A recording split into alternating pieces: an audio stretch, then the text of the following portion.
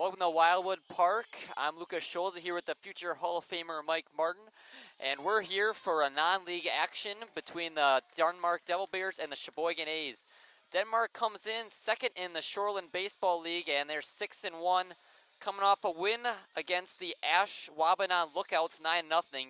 Not only are they coming off a win, the Sheboygan A's are coming off a big win last night against the Green Bay Blue Ribbons 6-5 to push their lead in the New Bowl standings up to a game. 7-2 over the 7-4 Appleton Legends.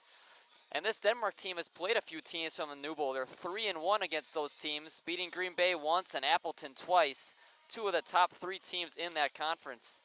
These teams are supposed to meet up on June 3rd, but that game got rained out at High Ridge Field in Denmark. So this is the first time these two teams will see each other this year. A's come in 19-12 after that big win last night. See if they can push that to win number 20 in this non-league game. Marty, you want to take us through the Denmark lineup? Sure. Leading off and playing right field is Jacob Kleeman. Batting second and playing first base is Brennan Miller.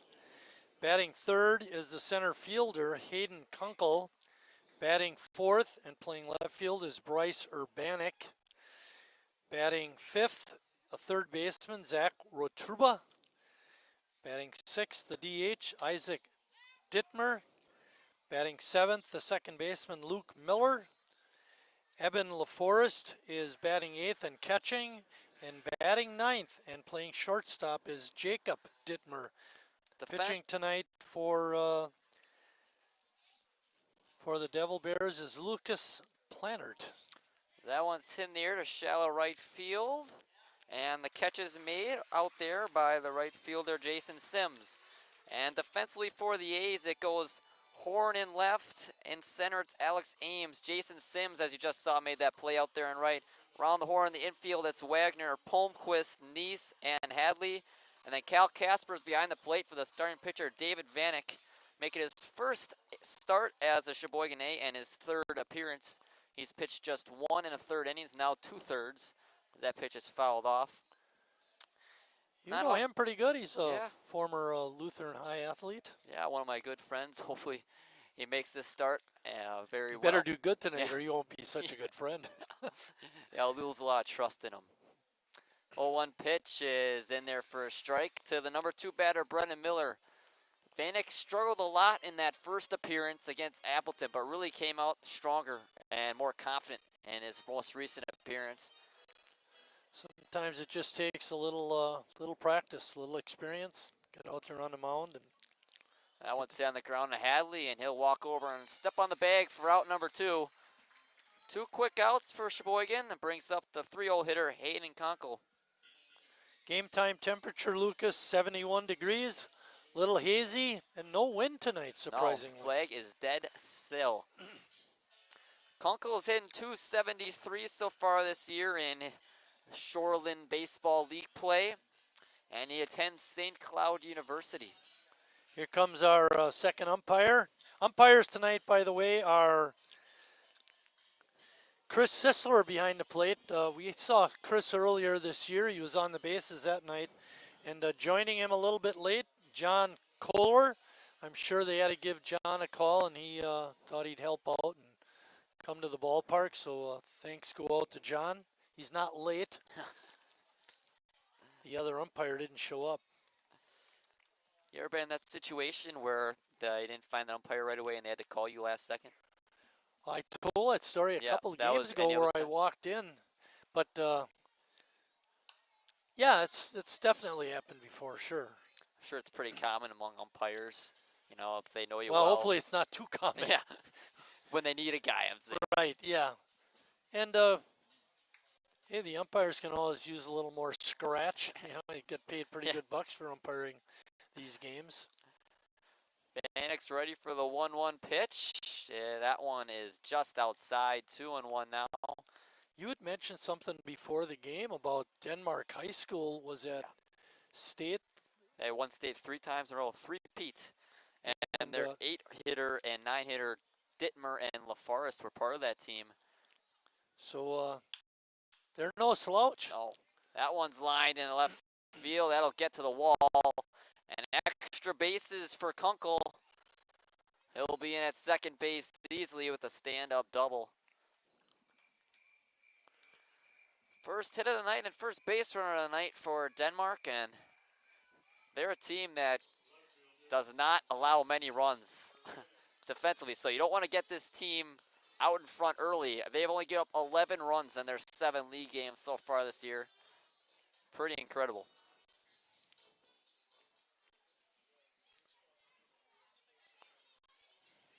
Vanek looking into the 4-hole hitter, Bryce Urbanek.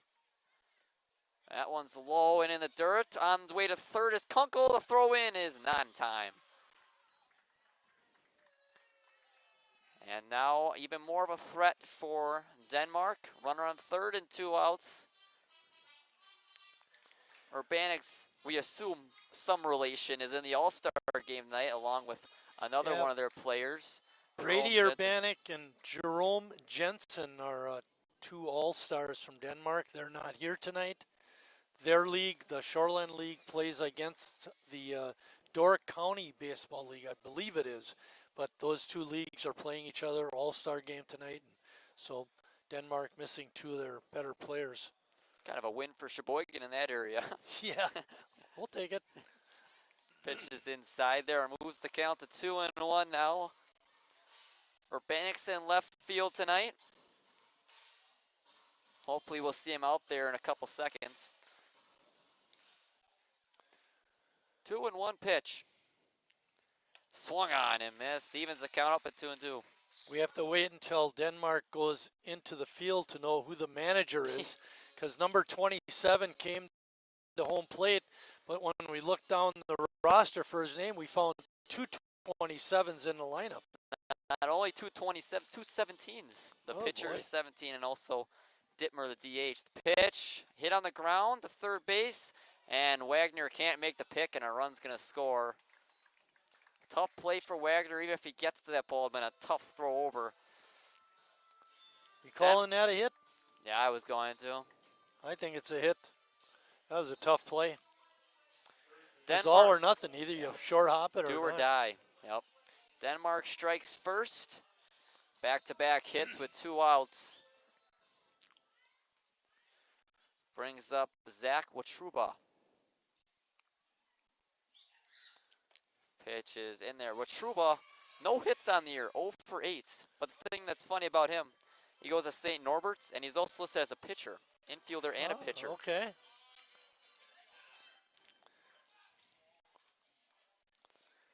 0-1 pitch to Watruba's hit on the ground to Hadley, but it's foul.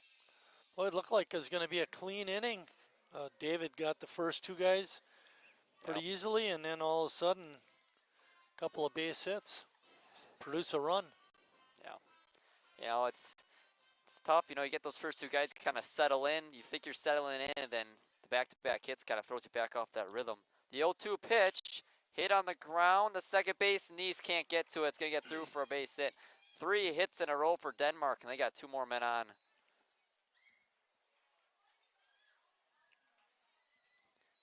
That first appearance for Vanek was more walks was his issue. This time a little bit more contact, but he's given his defense a chance. It's hard to defense a walk.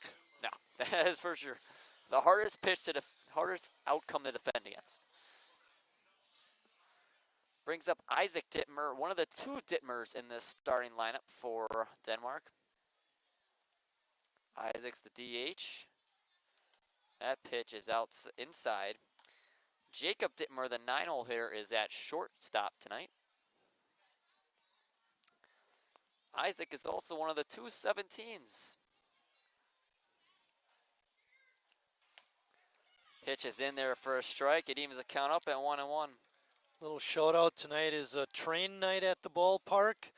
The Sheboygan Society of Scale Model Railroad Engineers Limited is here with a small model of their collection. And we talked about this before the game, their museum on 10th in Wisconsin, I think it is. Really impressive when you get in there and look at their models. And one of the members, Leo Schneider, sang our national anthem. Leo and I go way back to choir at St. Dominic's. Did a nice job. That one's in the air, fouling out of play. Now Leo will talk to me next year when he comes.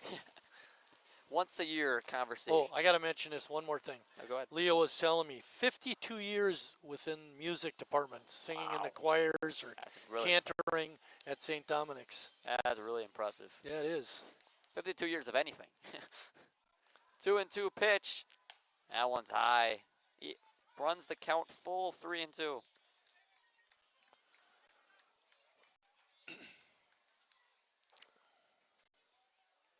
No batting gloves by Dittmer. You don't see that very often anymore. 3-2 pitch is swung on and missed, and Vanek gets out of it. Just the one run across, but Denmark does strike first. Sheboygan will be down when they come up in the bottom half.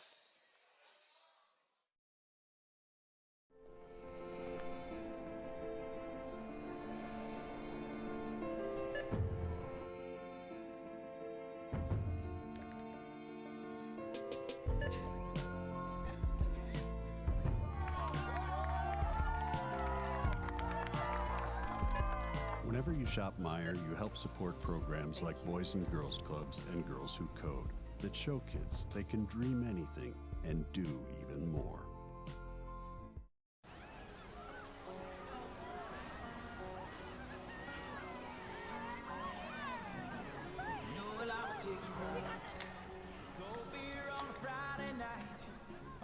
Jeans that fit just right, and the radio.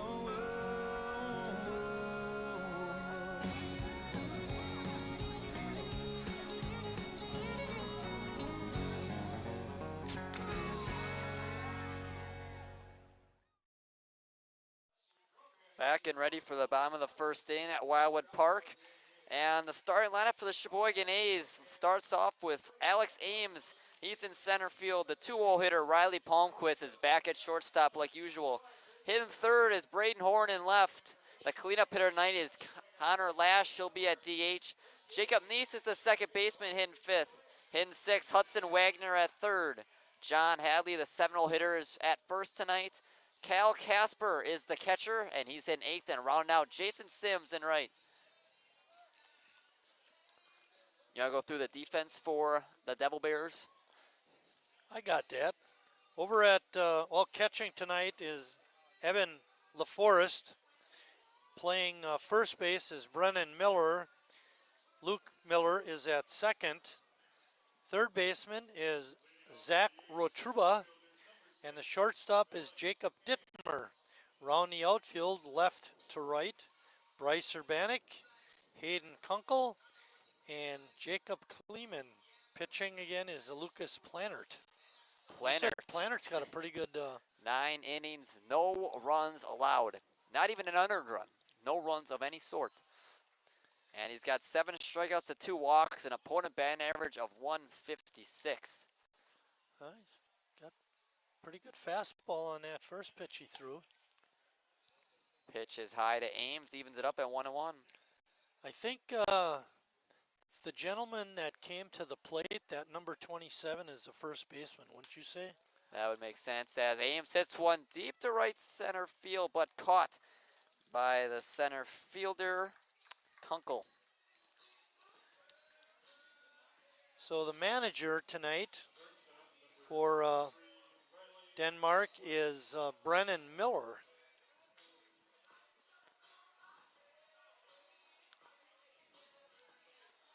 Brings up Riley Palmquist.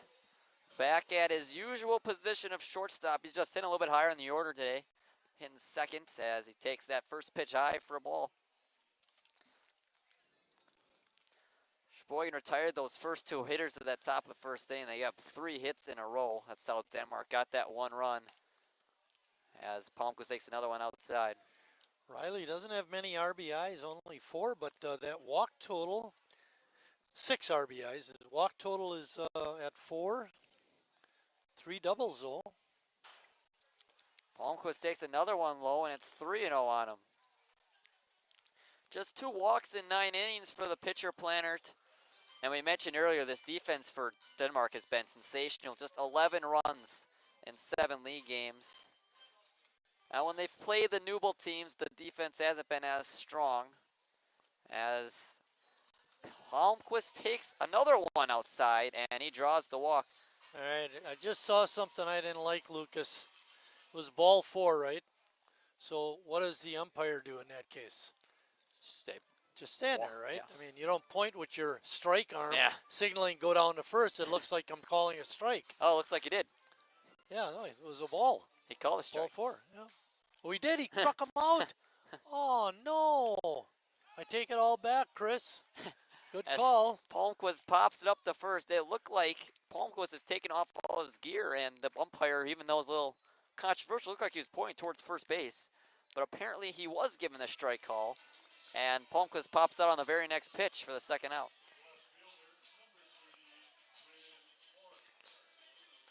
This defense, as we were talking about before that debacle, was not as strong when they play the Newble teams, Green Bay and Appleton. They've given up 17 runs in 4 games to Newble teams.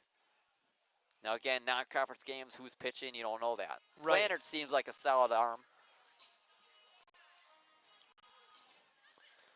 Braden Horn's up now. Hits one foul off the netting. What I didn't check for Denmark is who they have coming up. You know, if they don't have any league games within a couple nights, if Plannert's one of their best pitchers, why not throw him tonight? See if we can get a win over Newble team. The 0-2 pitch is high for a ball.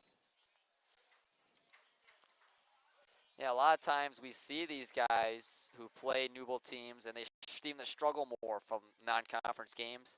This team is not like that at all. They've seen the same amount, if not more, success against these teams.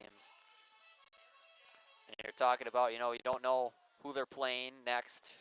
So we'll see how far Planner goes. They only got one sub. As Horn hits that one in the shallow right field. And it's caught by the first baseman. What a play out there by Brennan Miller, the assumed manager, to end the inning. Sheboygan goes 3 up and 3 down, and the score remains 1-0 through 1.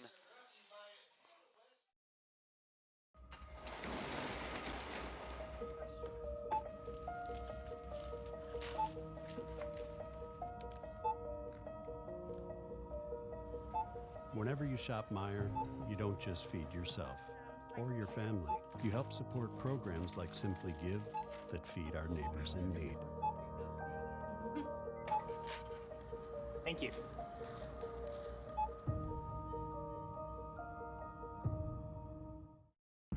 I grew up working in my family's supper clubs. This is where it started with us as far as the fish that we serve at Culver's today. We source the finest cod and batter each fillet by hand and always cook it to order. That beautiful golden brown color and flaky on the inside. The fish fry is a Midwest tradition. It's about families coming together. I love bringing this tradition to guests everywhere. Mom and Dad would be proud. Welcome to Delicious. Wingism number 1, the Flavor Saver.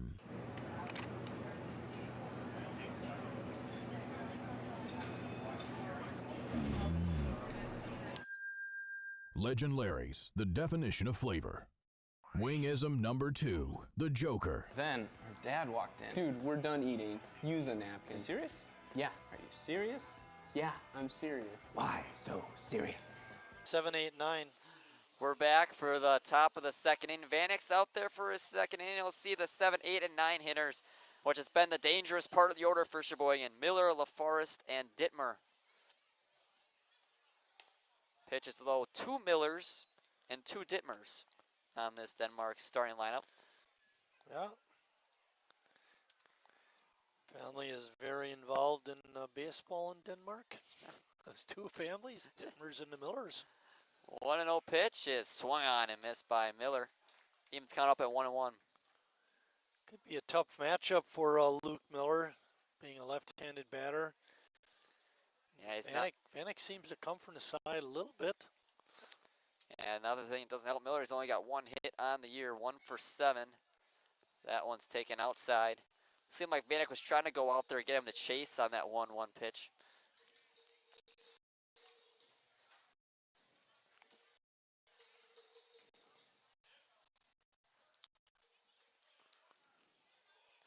The 1-1, the 2-1 to Miller is low. 3-1. 3 hits in that first inning, all in sequence after the first 2 were retired for Denmark. Pitch is hit on the ground past Vanek and up the middle for a base hit for Luke Miller. Tough break for David. Was not hit all that hard, but he wasn't able to get in front of it. And he wasn't able to kick save either. Yeah. Brings up Eben LaForest. He was part of that three-peat at his time at Denmark High School. First pitch to him is outside.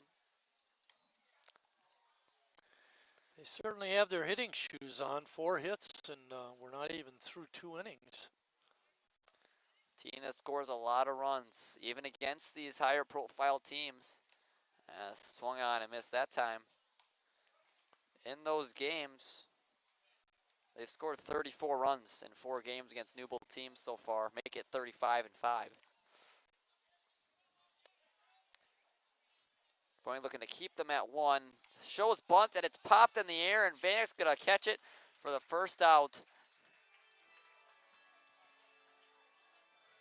Could use that one. Yeah. Too bad the guy wasn't trying to steal second. Double play easily if he was. Brings up the 9-hole hitter, Jacob Dittmer.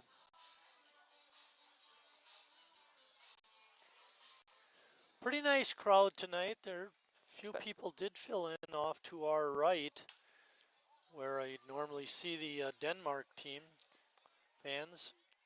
Palmquist drops it, and it's all going wrong. That ball was bobbled at least 10 times, it felt like, by Ames at short. And he wasn't able to get over a Nice in time at second. And that's going to be an error on Palmquist.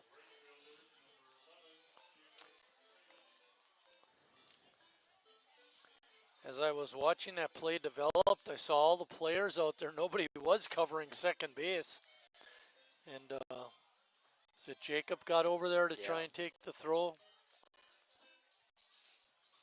Vanek hasn't had a whole ton of help defensively either.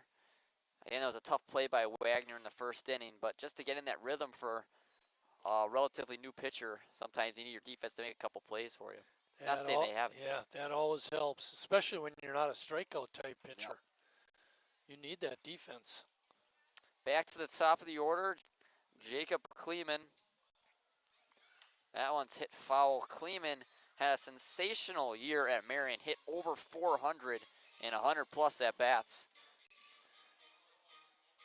That's pretty good. He's in 357 over in Denmark, so not too shabby either. No. 1-1, 2 runners on base. The man on second is Miller, and on first is Dittmer. Pitch is right on the corner for a strike. Seems like a player of his quality should be playing maybe in an upper level type situation, whether it's a Newbold or the Wisconsin State League. Maybe, you know, close to home. Maybe you assume. Yep, definitely. Part of it. As Kleeman lines one in the right field, and it's a base hit. It'll get to the wall. That is more than likely going to clear the bases for Denmark. And Hadley won't even make a throw in. 2 runners score on the RBI double by the leadoff hitter, Jacob Kleeman, and it's 3-0 Denmark. Boy, oh boy. Yeah. What do they say, Marty? Bloop and a blast? Right. Kind of. Well, Jacob Dittmer, the runner on first base, was really streaking around the bases. He showed good speed on that. Yep. 2 runners score, even the runner from first, like Mars mentioned. Dittmer scored. Tough break for Sheboygan. 2 doubles given up by Vanek, both down opposite lines. 0-1. Now 3-0 Denmark for the 2-hole hitter, Brennan Miller. I don't like the way this is going. No. Doesn't seem like it's going to be as highly powered of an offensive game as we saw our last broadcast against Appleton. That one's fouled off. Planner's a good one.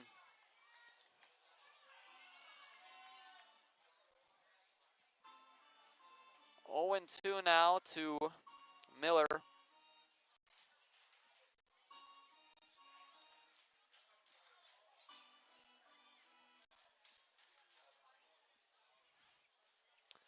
Vanek looks in. Pitch. Slow. 1 and 2.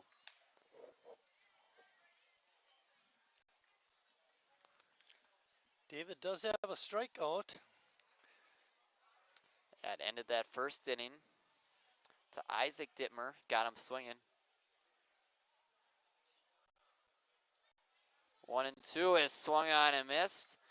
Casper have to throw over to first for the putout, and now over to third is Kleeman, and he'll be in there. Heads up play by Kleeman at second to advance to third on the strikeout.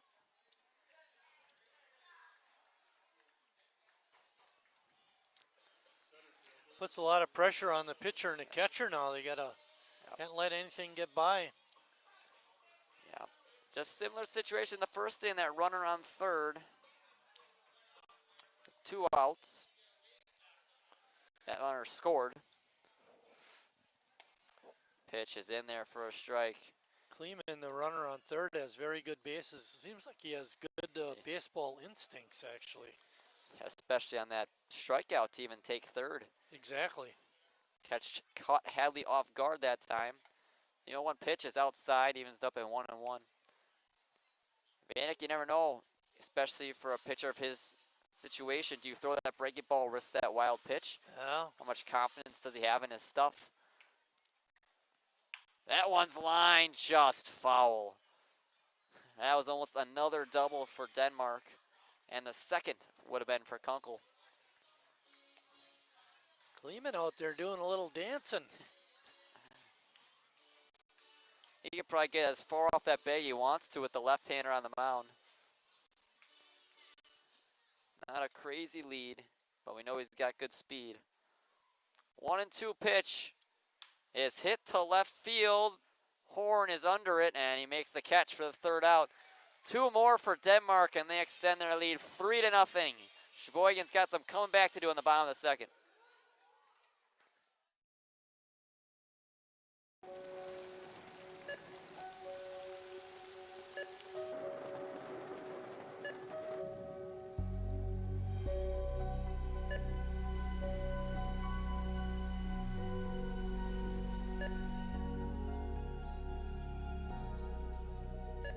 Whenever you shop Meijer, you help support organizations like Hope House Mission and New Hope Shelter that give people around here warmth, shelter, and care. Me smells the great taste of Sheboygan. What does it take to stay in business for 75 years? It's not only featuring USDA choice beef, it's not caring about every single one of our 30 varieties of bratwurst. Nope. After being family owned for 3 generations, we've learned it's about you. At Miesfeld's Market, we give back to the community and our customers always come first. Since 1941, we've been feeding our neighbors, so come by and see what we've got today. Wingism number 3, the Peter Heater. Oh, so hot. Oh, so hot! Legend Larry's, the definition of flavor. Wingism number 4, tea time. What are you, having tea with the queen?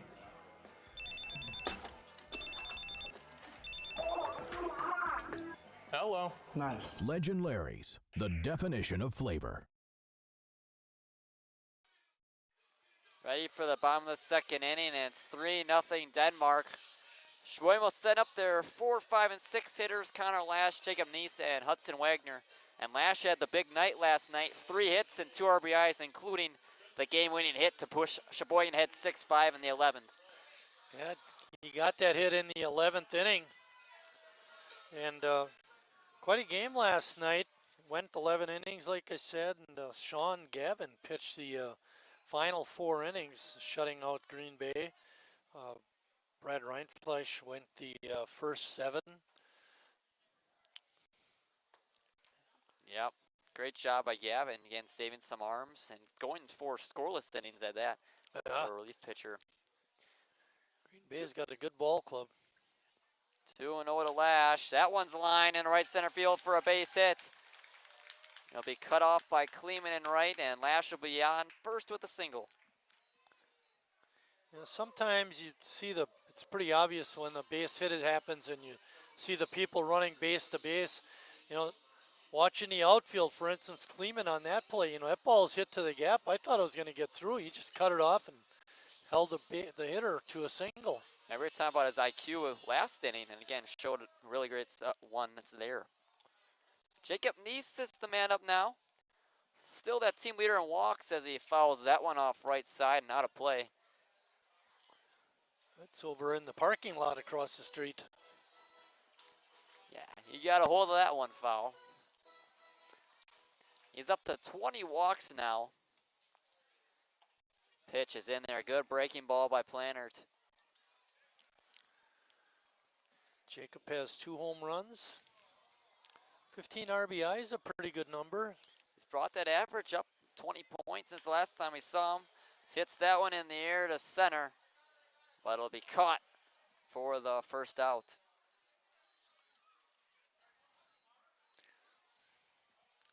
Kunkel looks pretty smooth out there.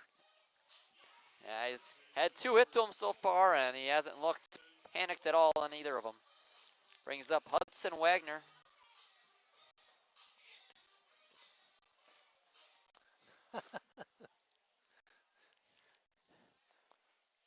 First pitch to Wagner is in there. Strike at the top of the zone for Plannert. He's painting corners so far. Sheboygan got that first.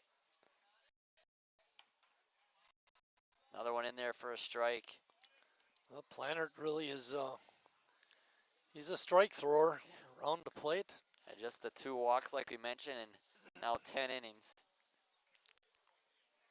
The 0-2 pitch is swung on and fouled back. Great job to stay alive by Wagner.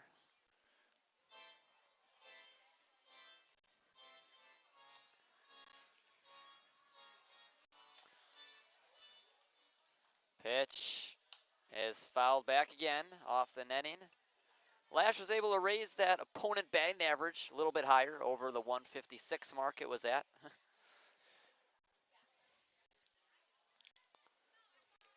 At least we're not waiting for the 8th inning for our one hit, like we did against Menasha. Yeah, that was a very interesting game. We keep referencing it because it was just so weird. 4 runs on 1 hit, and we had the 4 runs before the hit. Yep, exactly. 4 runs on no hits, and then we get a single in the 8th, and he dies on first, and still win the game 4-3. Pitch is fouled again by Wagner. 3 in a row, fouled away by Wagner.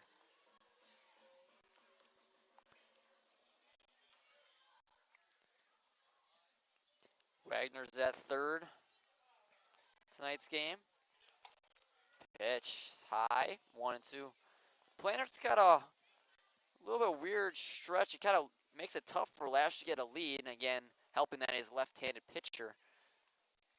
But even in his windup, he's staring down the bag as Lash goes on the pitch, and that one's hit to right center, but Kleeman will be there for the second out.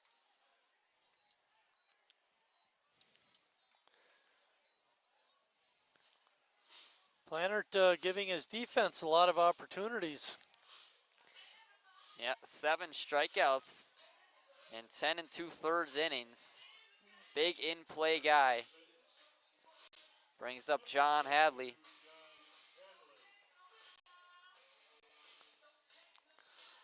We're waiting for Hadley to catch fire a little bit. He's just under 200 for his batting average. He's better than that. And some of the balls we've seen him hit gone a long ways. Takes that first pitch for a ball. Sheboygan's got to get something going offensively. Otherwise, this game has a chance of getting away from him. For sure. We've seen this offense from Denmark so far. Tough to stop. We're already down 3, so we got to make up those runs. Then you still got to hold them from scoring too many more. if any more. It's tough getting down early. At least this one's 9 innings. That one's in there for a strike. 2-1 now on Hadley. Casper's on deck. Hadley looking to get him to the plate. 2-1. Swung on and missed. Great pitch there by Plannert.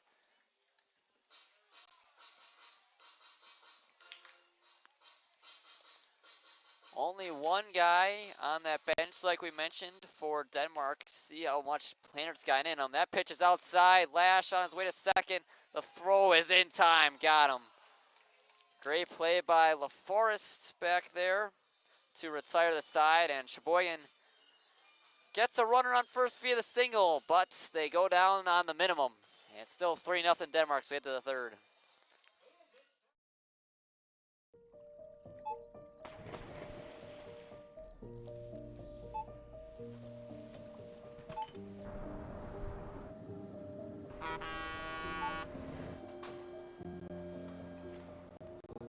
Whenever you shop Meijer, you shop for more than yourself. You help support sustainability in all our communities. Thank you. Today, tomorrow, and for years to come.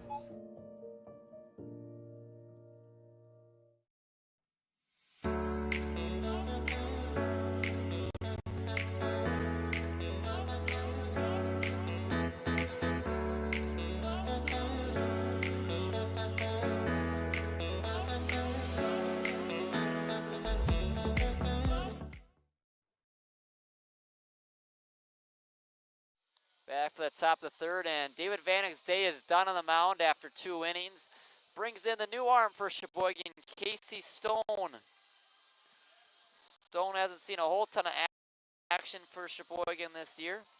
He's pitched just 6 innings, and he's got an ERA of 4.5. 5 strikeouts to 3 walks.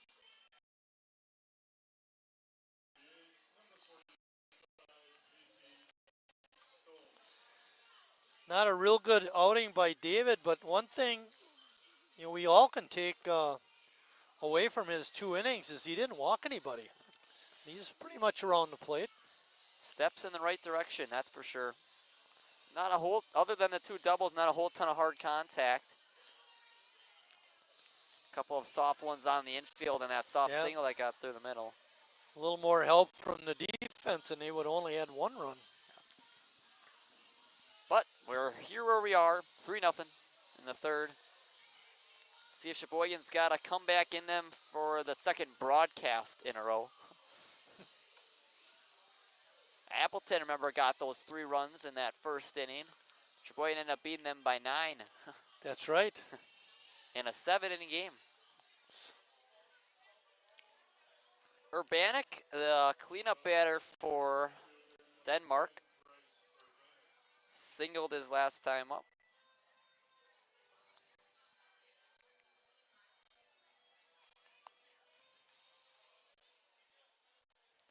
First pitch from Stone. Hit into left center field, but very much playable for Alex Ames, and he makes the catch for the first out.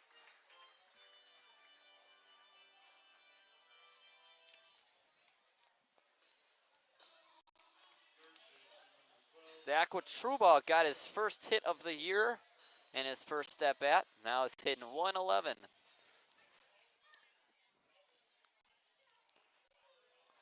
Got to be feel good for him. Yeah. Get that hit. Doesn't do a whole lot of hitting over in college. Didn't register an at-bat at St. Norbert's this year. You can tell some of these little leaguers are not experienced in the ballpark because they're leaving by a way that's going to take longer to get out instead of taking the shortest route. They're not leaving out the correct gate.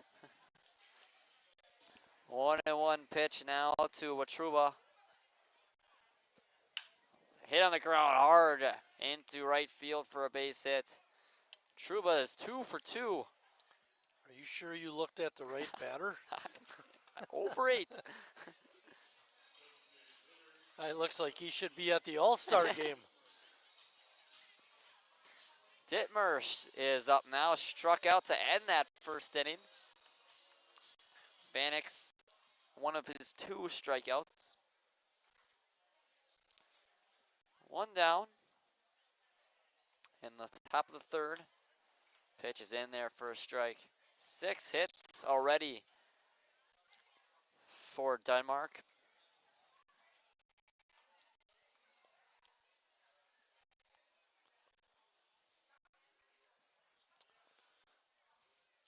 Pitch from Stone. Fouled back. You like Stone's glove, Marty? Little purple, all purple. I didn't. It's hard for me to see that. It looks big, though. It looks like a big glove. Very colorful. Throw over to first, not in time.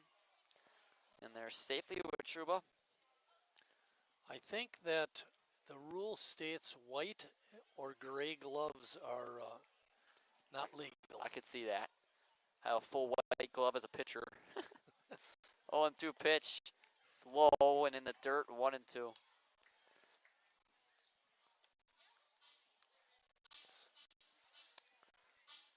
MLB, you see all those fancy gloves. Pitchers always got their names on or a Bible verse or and something. their shoes, too. Yeah. Fancy shoes.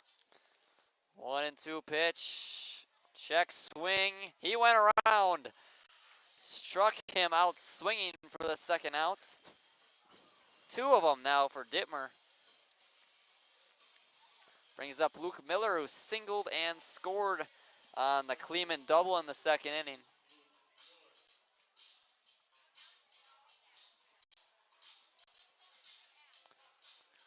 Let's throw up a 0 on the scoreboard for these guys. First one on the Denmark side would be Sheboygan's already got 2 of them. 0-1 to Miller.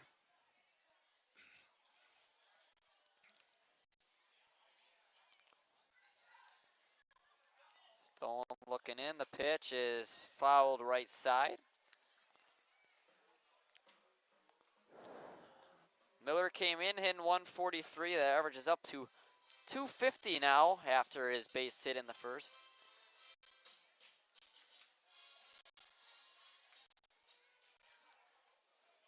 Looking to break to 222 with this pitch. It's low and Casper won't have a chance to make a throw. And stealing second base is with Trouba, another man in scoring position for the Devil Bears. Seemed like Sheboygan was a little bit sleeping at the wheel on that stolen base. Yeah, ball in the dirt, and really no chance to get him. Pitch hit on the ground, but right at Jacob Neese. He'll toss it over to first to end this top of the third inning. The first 0 on the board for Sheboygan. It's 3-0 Denmark as we head to the bottom of the third.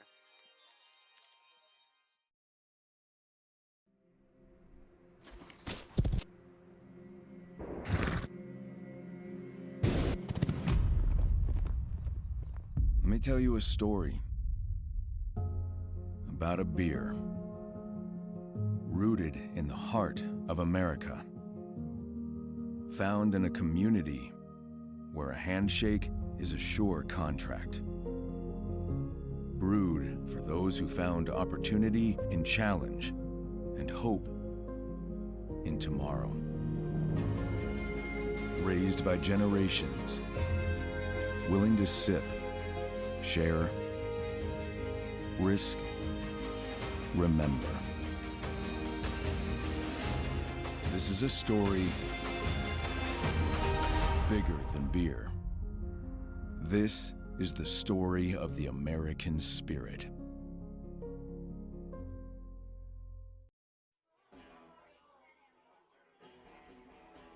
All right, guys, we got teriyaki, honey barbecue, and mild. Enjoy.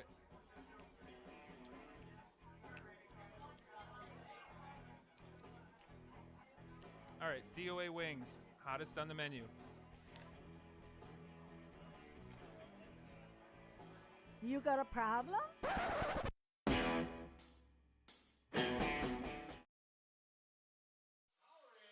Back for the bottom of the third.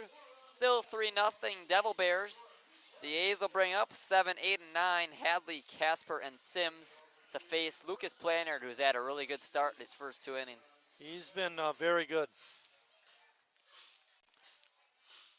No strikeouts yet, but 2 pop-outs, 3 flyouts, and 1 caught stealing. Hadley was up in the middle as he hits that one through for a base hit. Hit number 2 on the day for Sheboygan and number 1 for Hadley. Hadley was the man up when Connor Lash was thrown out second base. Sure he'll take that. See if Cal can get a base hit. Yep. Get it back to the top of the order if both Cal and Sims could get on. The way that Ames has been hitting, definitely a guy you want up in that situation. Pitch from Plannert is high for a ball. Denmark's definitely been the ones in control the first 2.5 innings. Sheboygan looking to kind of change that momentum, shift it to their side. Throw over at first is not in time to get Hadley. It's going to be tough on a guy like this, though. It will be. And, you know, it didn't look like a very good move. I'm just wondering if he's got a better pickoff move that he's not showing us. Yeah, maybe trying to act like a fake move like that and then exactly throw it harder next time.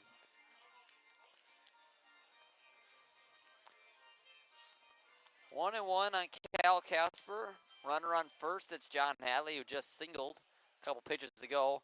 Swung on and missed. Good breaking ball that time from Plannert.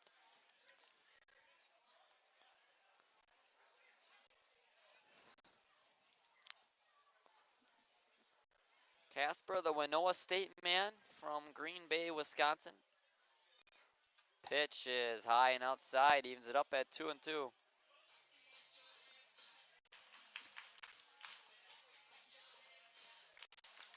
Very important inning for Sheboygan just to get something going. On the move, Hadley, and the pitcher's in the dirt, and he'll be in there safely at second. Great pitch to run on that time for Hadley. The breaking ball in the dirt didn't give LaForest a chance. It surprised me that John was running because he doesn't have a lot of steals on the year, but good job by Kenny Nazy over at third. Give him the green light, get him going. The pitch is high, and Casper draws the walk. And we were talking about, even though Lash was thrown at second, it was kind of an unorthodox throwing motion by LaForest. Kind of took a little bit of time. The throw kind of sailed in there. So maybe more a product of a very bad jump. Yeah, that's what I was thinking. And Lash, another guy who doesn't run very often. Brings up Jason Sims. Pitched in there for a strike. Boy, as we go through these Sheboygan A's hitters, there aren't many 200 hitters in this bottom part of the order. Yeah, all of them looking to kind of get going.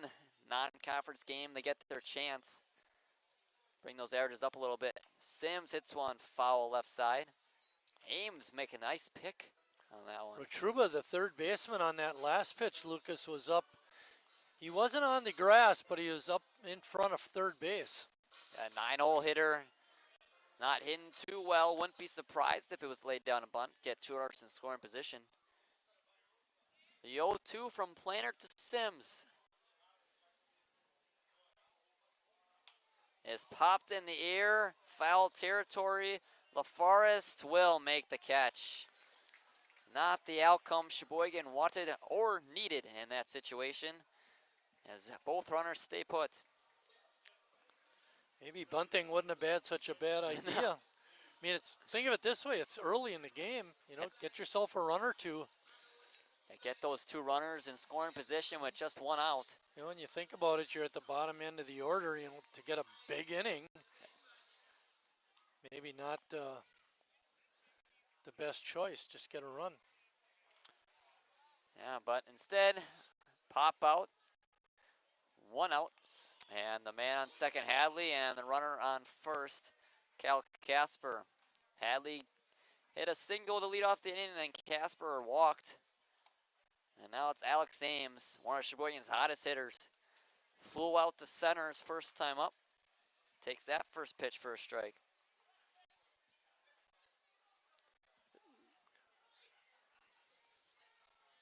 The 0-1 Ames is in there. Great pitch on that outside corner. Alex didn't like that call, but it looked pretty good from up here. I thought that was a strike. I'll agree with Alex, though. I'll take Alex's side. Is he going to buy you dinner? I just want my A's to succeed.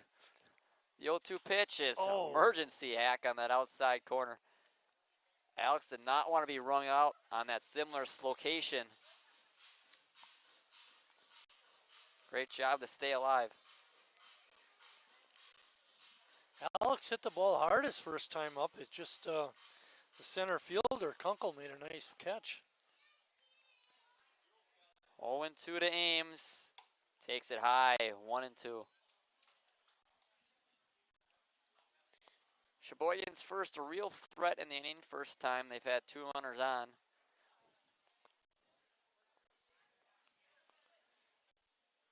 The pitch is hit on the ground right at Plannert. The throw to second in time and no play at first. Throw back to third is not in time either to get Adley. Fielder's choice. 1-6 to retire Ames. At first I thought, boy, this is a tailor-made double play, but not a real great throw to second base. Yeah. Plannert sold himself in that situation. Wasn't hit all that hard either, and with Ames speed, maybe could have beat it out, but you're right, it was pretty tailor-made. 2 runners still remain on for Riley Palmquist, looking to get at least one across for Sheboygan. Takes that first pitch outside, 1-0.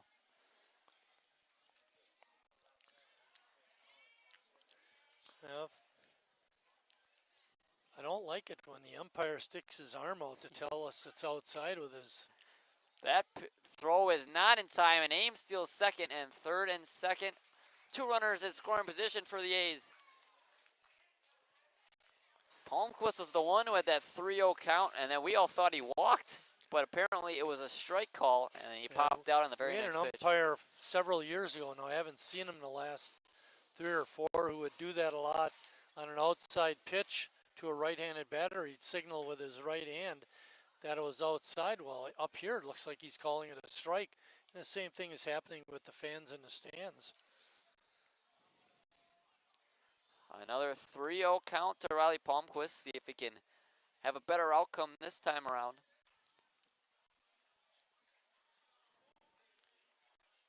Pitch. That one's a strike on the inside part of the plate. 3-1.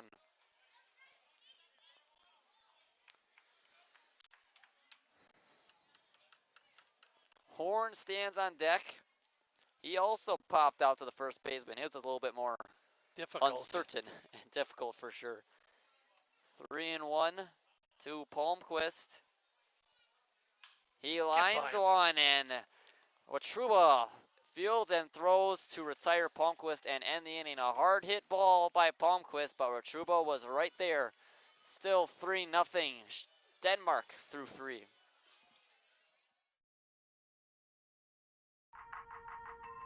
The estimated hold time is now less than 96 minutes.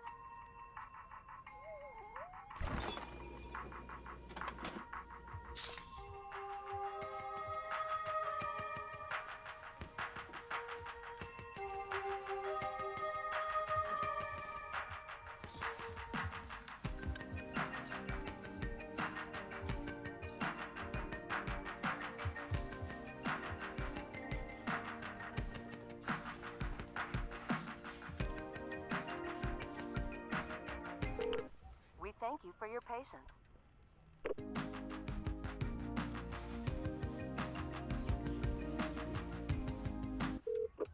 Sorry, are you still there? Yes. Okay, please hold.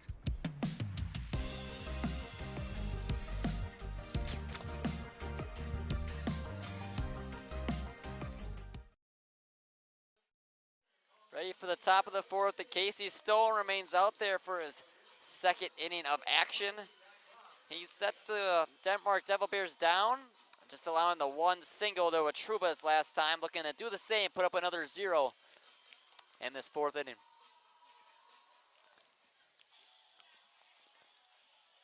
He'll face 8, 9, and 1, LaForest, Dittmer, and Kleeman. And Kleeman's done some damage so far.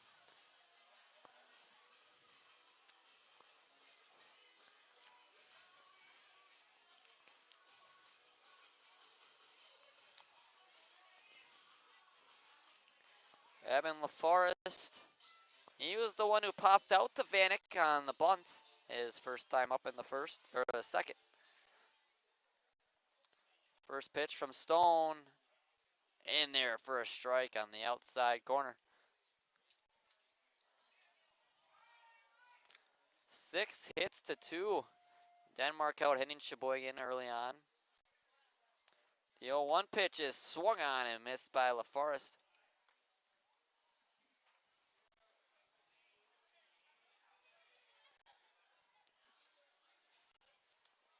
Pitch from Stone. Swung on and missed, and good morning, good afternoon, and good night to Eben LaForest. He strikes out swinging. What does that mean? 3 pitches. Oh, okay, I got it. Just checking. Brings up Dittmer, who reached on that pop-up behind second base. An error on Palmquist. Pops this one up, but it will reach the seats. Ooh, a roof ball. Off the roof. What was so interesting and befuddling about that pop-up to short center field that Riley dropped was we still had 3 more chances to throw the guy out at second, and nobody could pick the ball up. Yeah, Ames had a lot of difficulty. He bobbled it a few times, to say the least. Wasn't able to get him at second base. He needed one more hand. 0-2, and he won't offer at that pitch way outside. 1-2 now to Dittmer. What do they call that, Lucas, when you 9 pitches and you get 3 strikeouts and you're out of the inning? Immaculate inning. Immaculate inning. Casey was looking at it. That one's fouled back again. Mizorowski almost had one against the Dodgers. He was 8 pitches in. Wow. Couldn't get the last one. What is amazing about that sweep is it's the first time ever in Milwaukee.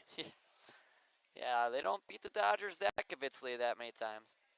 Pitch is outside, or inside, 2-2. Caught the Dodgers at a good time when they were struggling and took care of business. 2-2. Fouled again at the plate. Cal just not able to hang on to that. Casey did have 1 strikeout in the first inning, or his first inning. 2-2 pitch to him. As again fouled back off the netting. Great at bat by Dittmer. Yeah, he did a great job of just sticking his bat out and keeping himself alive.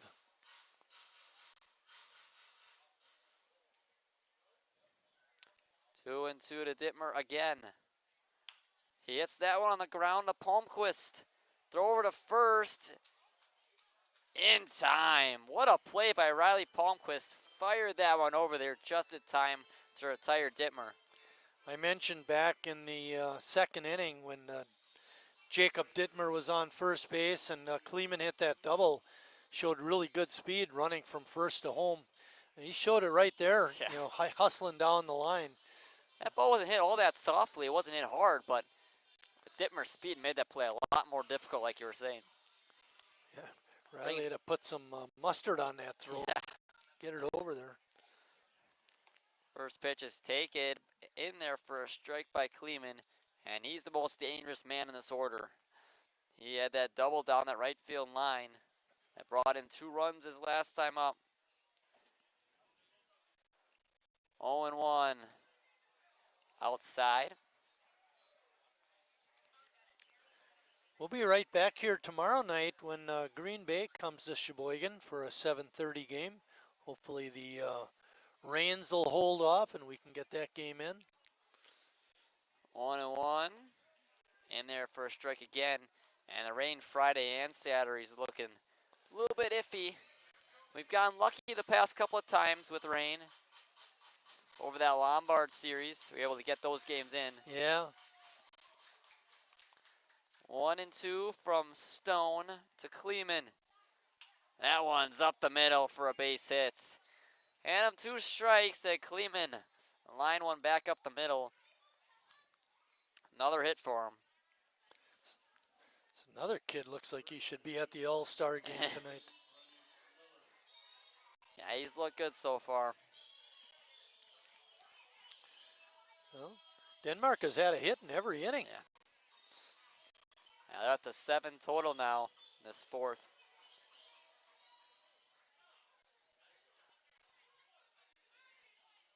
Pitch, if Miller pops it up, foul territory. No chance for Wagner, and it gets out of play.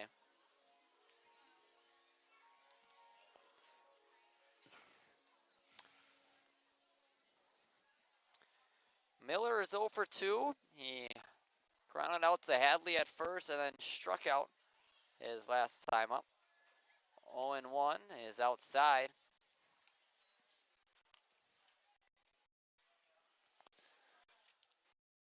Sheboygan had a threat.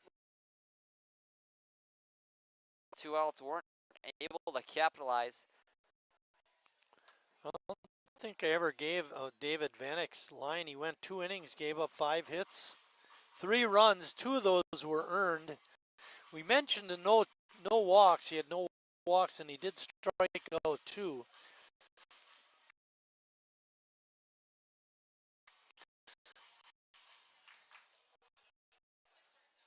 Two and 1 from Stone is hit on the ground, but this time Palmquist is there and he bobbles it, and no play anywhere. Uncharacteristic mistakes so far today by Riley Palmquist. His second error.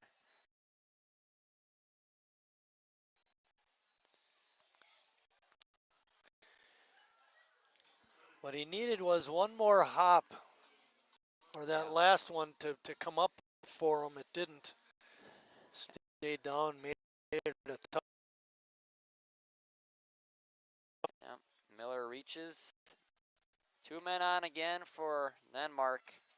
All but 1 inning so far. They've had 2 runners on, and every inning they've had a runner in scoring position. Hayden Kunkel, who's got a double so far. And what we've seen from him, extreme pull. I was going to say maybe Hudson should slide over to the line a little bit. He had a line drive just foul his second time up, and that doubled on the line like we mentioned, and then he flew out to left. So, looking that left side of the field only for Kunkel so far. 0-2. That one's outside, and in the third safely is Kleeman, and he's got another heads-up base running play, just like he did in the second.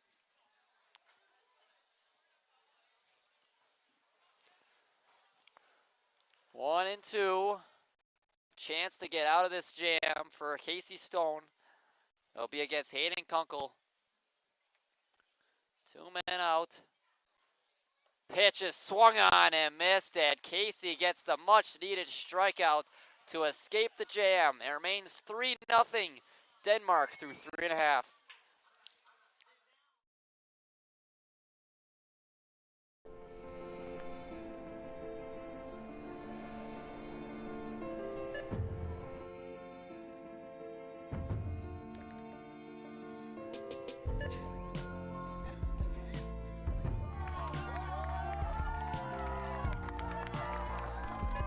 Whenever you shop Meijer, you help support programs like Boys and Girls Clubs and Girls Who Code that show kids they can dream anything and do even more.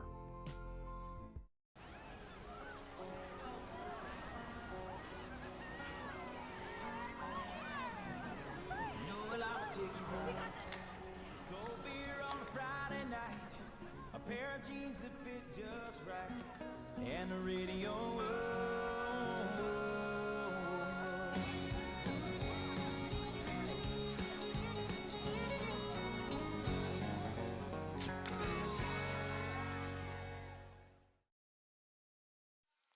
Back for the bottom of the fourth at Wildwood Park.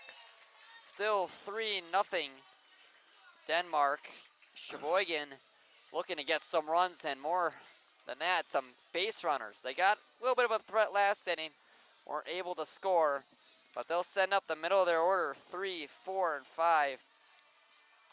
Looking to change that this time around.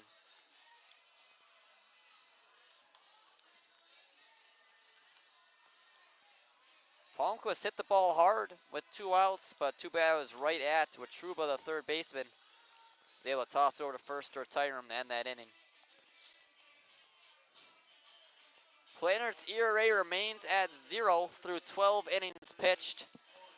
He has not give up a run this year. It's time to get that, get a run or two on the board against this guy. First pitch is in there for a strike.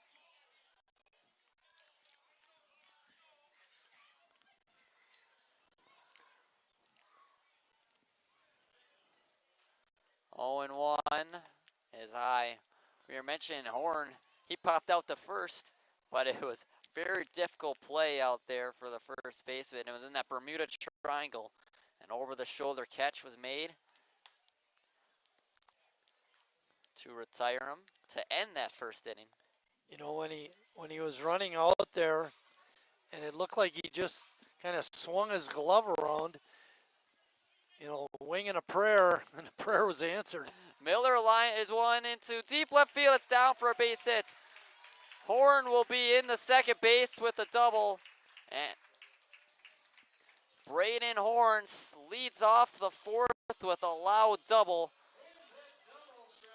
Only a second double of the season. That's surprising. Especially for a man hitting the average that he is above 330. Started tonight, what was it? Started at 353 tonight? Yeah. So that's gone up a little bit, 1 for 2. Brings up Connor Lash. He had 2 RBIs last night. He's up to 17 on the year. With an outstanding average himself, 357, and he leads the team in homers with 6. First pitch to him is hit on the ground, short, bobbled. The throw over, still in time, the retire Lash. It's that defense again. Jacob Dittmer making that play. Yeah, it wasn't hit all that hard, but he had a little trouble out there. But Lash doesn't run as well as Dittmer himself, so wasn't able to get there. What was interesting when Plannard was getting ready to come set his second baseman, Luke Miller was right behind second base almost, trying to keep the runner close, and then he shifts back on the pitch. Neese takes that first pitch in there for a strike. Sheboygan now back-to-back innings with a runner in scoring position. Can at least get 1 back. The 0-1 is high. He ends up at 1-1.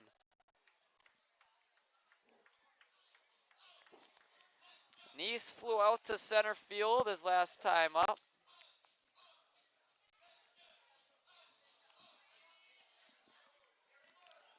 One and one is outside again, 2-1. Good take by Jacob Neese. That's why he's walked so many times this year. Really great eye at the plate, very disciplined.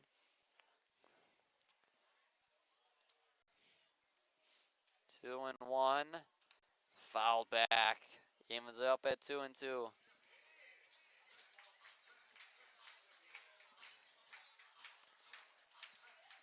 Horns at second. He doubled to lead off this inning. Jacob Neese, the man at the plate with a 2-2 count with 1 out. Sheboygan trailing 3-0 in the bottom of the fourth. That one hit on the ground with Truba fields and throws over to first in time. Another solid play out there at third base by Watruba. Boy, oh boy. You gotta hit some line drives. Ground balls are never getting through. It's been a tough go of things for the A's so far. Brings up Hudson Wagner. He flew out to right his first time up. That one's in there for a strike. I wonder where Planner ranks among their pitchers, because he looks awfully good. Yeah.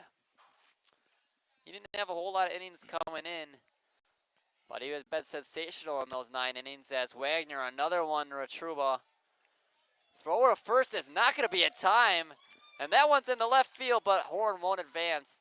Retruba just took way too much time to throw the one over, and Wagner was booking it down the bases. There's a thing that infielders will do once in a while to show off, and that is they'll measure the runner, and they'll let him run a little bit, and then they'll just fire it over and get him by half a step.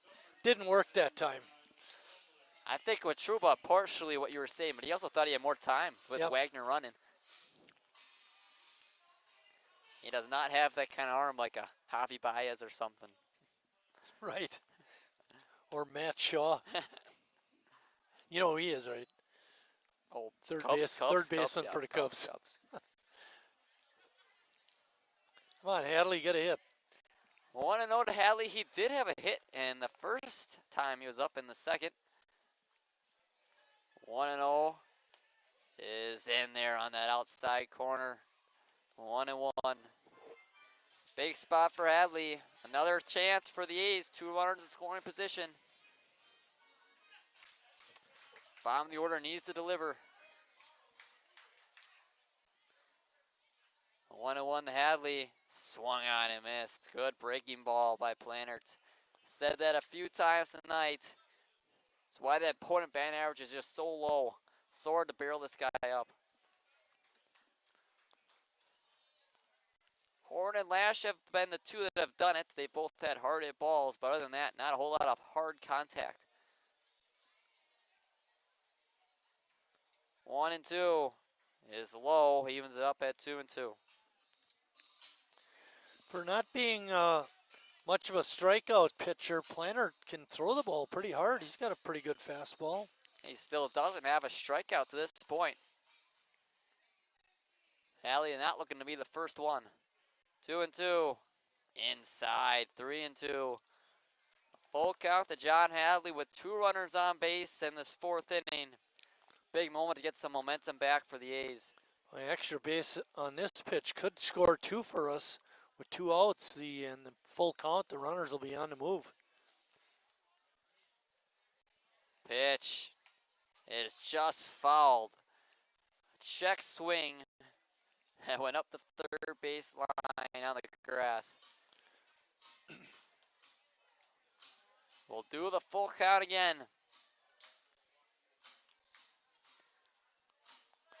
We know Hadley's got some pop in that bat. If you can lift one out of here and tie this game, we would appreciate it. The pitch. Hit softly in the center field, running in his Kunkel, and he makes the catch. Great play by Hayden Kunkel to end the inning, and it remains 3-0 Denmark as we head to the 5th.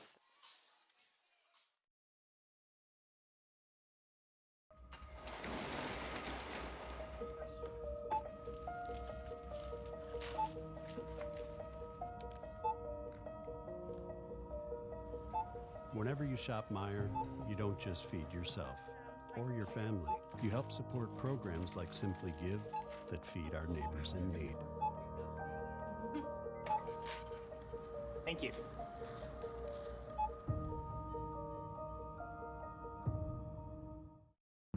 I grew up working in my family's supper clubs. This is where it started with us as far as the fish that we serve at Culver's today.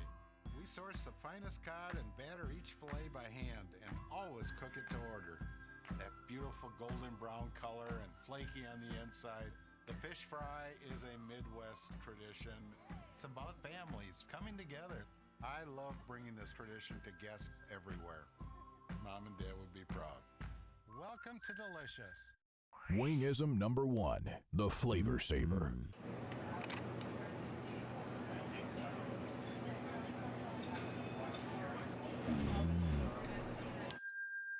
Legend Larry's, the definition of flavor.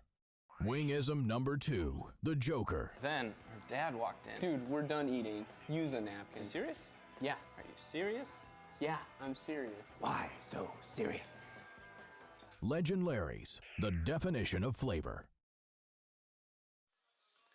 Fifth inning is trivia question time. Our trivia question for the fifth inning tonight is this Hall of Fame shortstop played for North High School and UW Milwaukee and was inducted in 2023. He was a great one. And I remember when I was back in my umpiring days, I umpired in what's called the East Shore League. They only played on Sundays. And there this kid was. He was playing for St. Peter. You know what position he was playing? Catcher. The team did not have a catcher. They needed one. And he said, well, I'll do it. And my first thought was, here we got a racehorse pulling a wagon. Shortstop play catcher. Not normally when you see guys play two positions, you see shortstop. Exactly. But seriously, it was all about the team. He's trying to help the team. And they won a championship that year. Did you umpire the championship game? I don't know if I umpired it that year. I did. Or I had. In the air to left field, Horn is under it for the first out to retire Urbanic.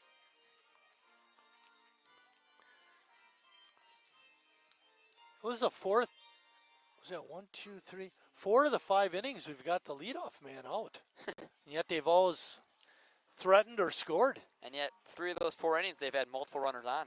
Right. And all 4 runners in scoring position. Pitch from Stone is low. 1-0. 7 hits for the Devil Bears. You ever heard the name Devil Bears from a different team? No. I don't remember ever hearing that. And when I was making out my game notes and I typed it in as they have it on their website, it came up as a misspelling. It's like Devil Bears should be 2 words. They have it as 1. 1-1. You see Blue Devils or just Bears. Right. Yep. Not the Devil Bears. Blue Devils are 2 words, blue and devils. Yeah. They're special. Matty Albanese is 2 words. Pitch is low. 2-1. 3-1.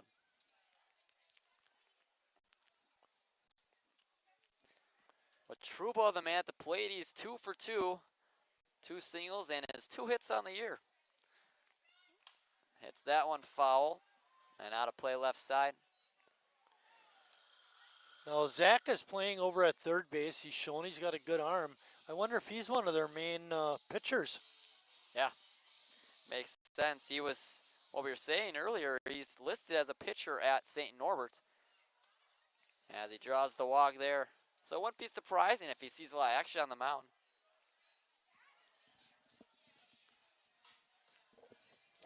Brings up Isaac Dittmer.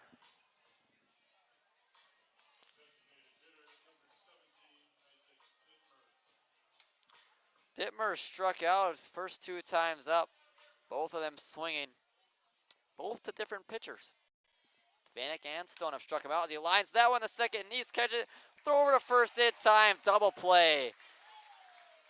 Great play by Jacob Neese, right at him, and then over to Hadley at first to end the inning. Walk.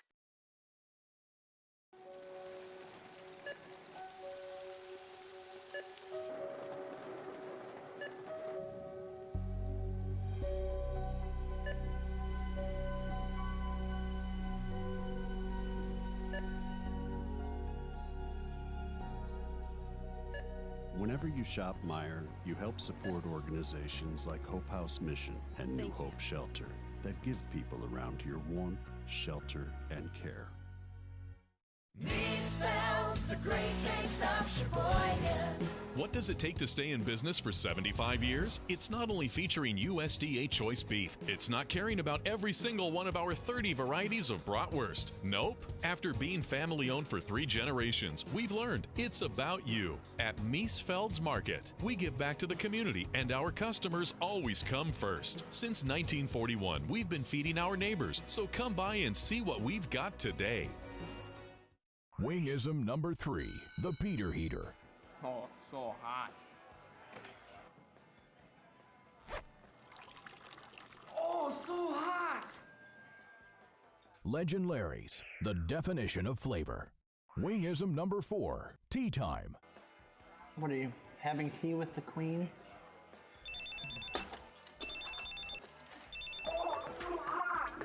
Hello. Nice. Legend Larry's, the definition of flavor. Back for the bottom of the 5th inning, we have the answer to the trivia question.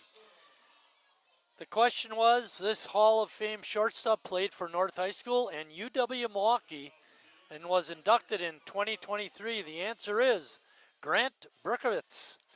Great shortstop, even a better guy. He's really a Class A person.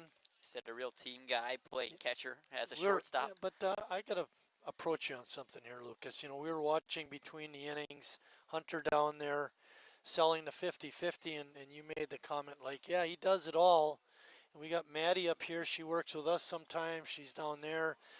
I don't know what Rose does. She's all over the ballpark, so you figure she's doing a lot. You have no versatility whatsoever. No. I'm in my own spot. I stay in my spot. Press box is my home.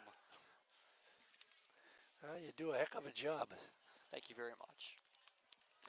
Casper's the man at the plate. It's 2-1. It'll be 8-9-1 for Sheboygan to face the bad man of Lucas Plannert so far. Gays have gotten to him the past couple of innings, but he's been shut down for most of the night so far. 2-2 to Casper. It's low and in the dirt. Runs it full. Casper did walk his last time up. Was able to get to second base, but he was stranded there. Pitch is hit on the ground to Miller at second, and the throw over in time to retire Casper.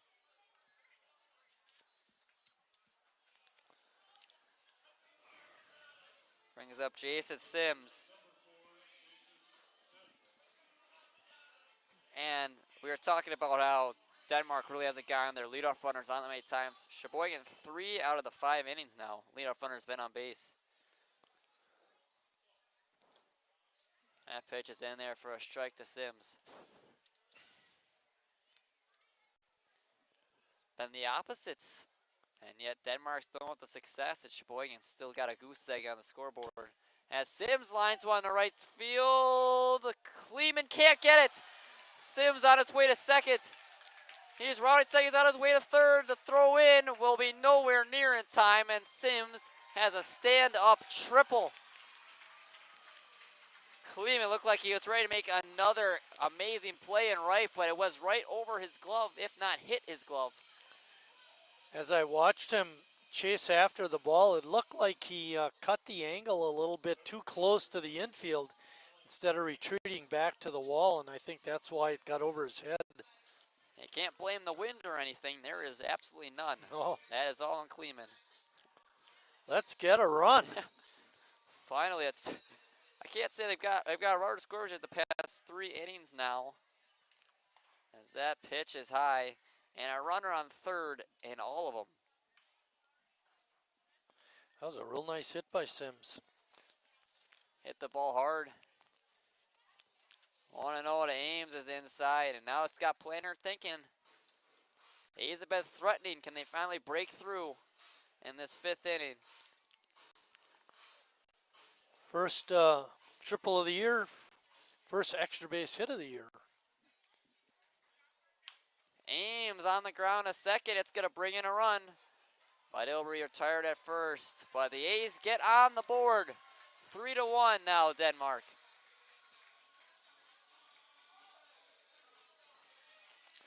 Sometimes once you get that first run, that can help open the floodgates. Hopefully that's what will happen. These last few innings have looked a lot better than the first 2 for Sheboygan. They've got 5 hits now. Did you ever, now you talked to Riley before the game. Did you ever ask him why he chose number 23? No. That one's another one bobbled by Dittmer short, and it's not in time. Last time he got away with it with Flash, but not this time with Riley.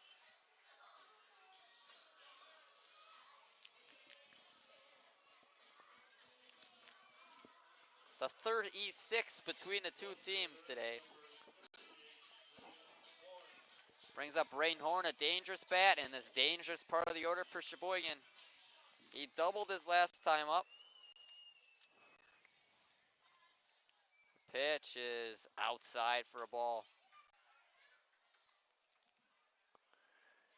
Riley has 2 stolen bases on the year.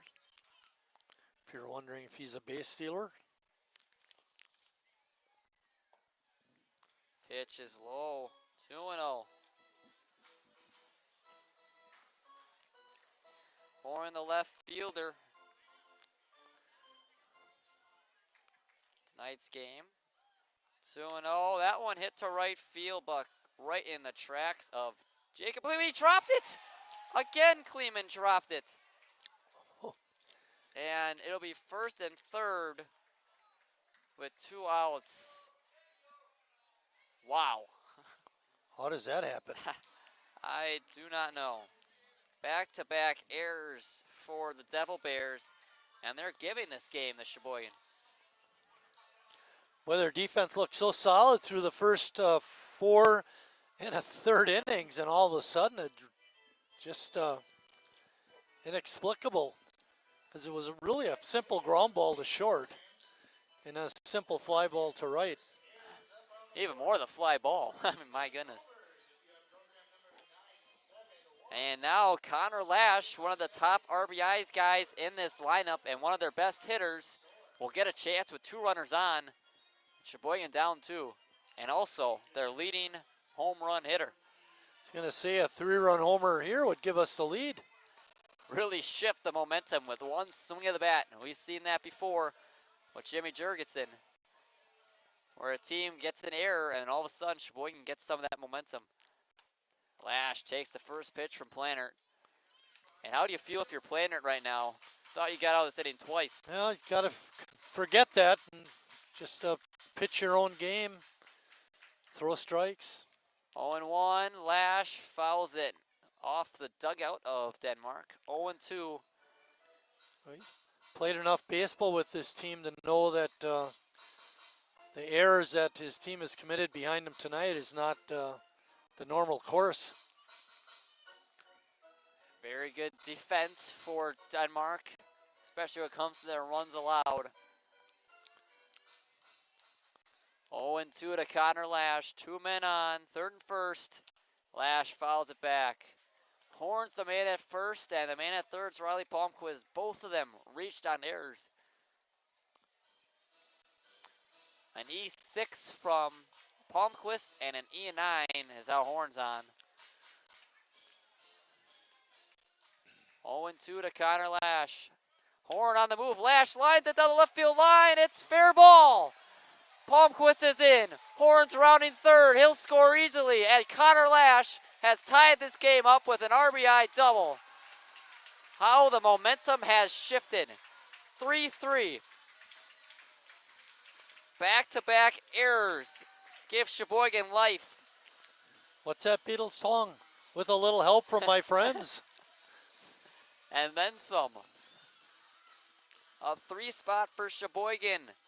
They finally break through on Lucas Plannert. And it looks like his day might be done.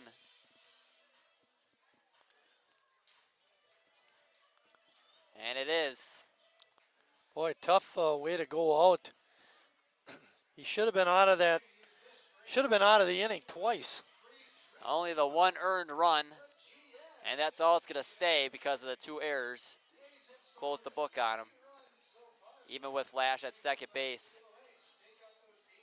Now Sheboygan's got a chance to take the lead in this one.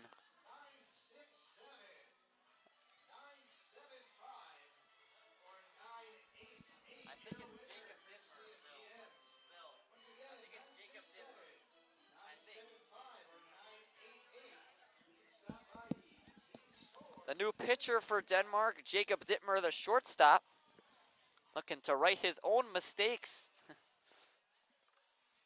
to get Denmark out of this inning with the game tied.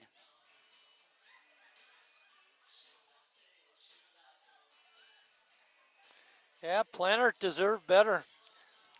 And he had been getting better the first couple of innings, and then all of a sudden everything's just gone wrong in this fifth.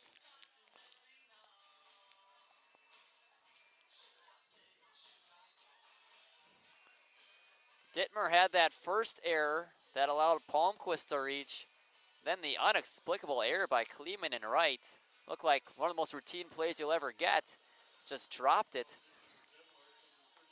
To allow Horn to get on first, and then Connor Lash with a huge double, and Horn on the move. He probably would have scored anyway, but being on the move made it even easier for him. Yeah, he showed a good speed. Jacob Neese will have a chance to give Sheboygan the lead. Plannard is responsible for Lash at second. If he were to score, it would not be an earned run, of course. Yeah.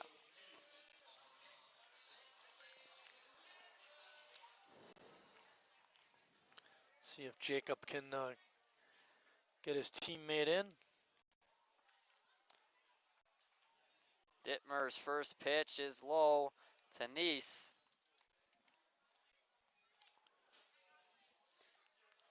And this game for Sheboygan was completely in Denmark's control. And a couple of errors and a loud double. You know, I think the pitcher and catcher got crossed up on that play. I was about to say the same thing. It was a hard catch for the catcher because he was expecting something else. He looked like to get out of his stance, all of a sudden came back down. Exactly. Got a strike out of it. Neese is 0 for 2. Fly out to center. And ground out to Watruba at third. A pitch from Dittmer. Hit on the ground to first. And the flip over to Dittmer will be in time, but not before Sheboygan gets 3 runs on the RBI double from Connor Lash, and we're all tied heading to the 6th.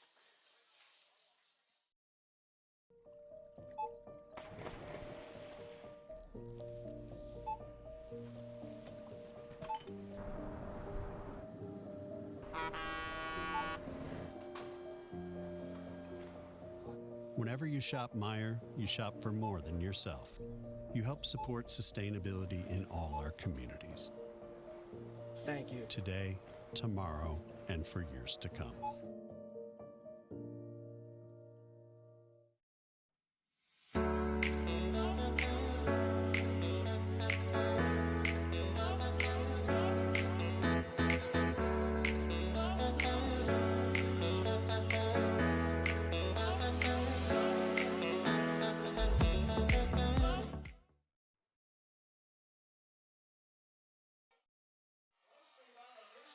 Back here at Wildwood Park, they're doing the inflatables race. Oh, and A1 got aced out by the chicken right at the end. Casey Stone is still in, pitching for Sheboygan. Lucas trying to get some of the defensive changes for Denmark. Jacob Kleeman, the right fielder, came in and played first. Brennan Miller, who was at first, moved to second. And then Luke Miller, who was at second, moved to short. So still Miller at second base. But those two flipped. And obviously Dittmer is in at pitcher. And Isaac Dittmer is still the DH, and we don't know Plannard that is just for sure. out of the game. We don't know that for sure. We think that the sub came in and went to right field. And we don't know how that's. Yeah. Well, the final line for Plannard was 4 2/3. Gave up 6 hits, 3 runs. Only one of those was earned. Walked 1, had no strikeouts. Seemed to have everything in control. Yeah. Smooth sailing for most of the game, but his defense was his downfall in the 5th. Not his defense, the defense behind him. Yeah, defense behind. In his defense. in his defense wasn't very good. Luke Miller is the man up in the top of the 6th inning to face Casey Stone, who's still out there going in his 4th inning of work. Actually, you know, when you think back through those first innings that he pitched, those first, I think it was in the 3rd or something, he had a bouncer right back to him. And if he makes a real good throw to second, maybe a double play. Yeah, because it wasn't hit that hard, but he didn't make a good throw, even though they got the out. Yeah, So maybe his defense too. Dittmer slipped on that one, nearly fell off the bag, but he's able to stay on. Has a swing and a miss. He got Miller swinging for the first out. Strikeout number 4. You know, if you think about all the batters that Denmark has sent up tonight, that's really, I think, the first time where they just looked lost at the plate. Yeah, struck it out 6 times to Sheboygan's 0. Right, yeah. Very impressive also for how good planner it was. And, you know, we've talked about this a lot throughout the season. One of the things that's been a base of our offense has been our ability to draw a lot of walks. We've only got 1 walk tonight. Yeah, they drew 8 walks last night in the win over Green Bay. The 0-1 from Stone's way outside. That's what their offense literally relied on a few weeks ago. Can you say Menasha when we only got 1 hit? 1-1 to LaForest. Takes it outside. Eben, E-B-Y-N. Interesting. Yes. 2-1 to him. Takes that one in there for a strike. So, L-U-K-A-S, where does that come from, that Lucas? Just to be unique, not to be the C. Okay. I don't know. All right. So you're special? Yeah, I like to think that. Pitch is fouled off. Your mom thought you were special until you became a teenager. Probably. 13, 14. But I guess you showed them, right? 2-2 now on LaForest, who is 0 for 2. He's got one of those strikeouts to Stone. Takes it outside and runs the count full. 1 down in this 6th inning, and that was on the Miller strikeout. 3-2. Struck him out. Number 5 for Casey Stone, and number 2 of the inning.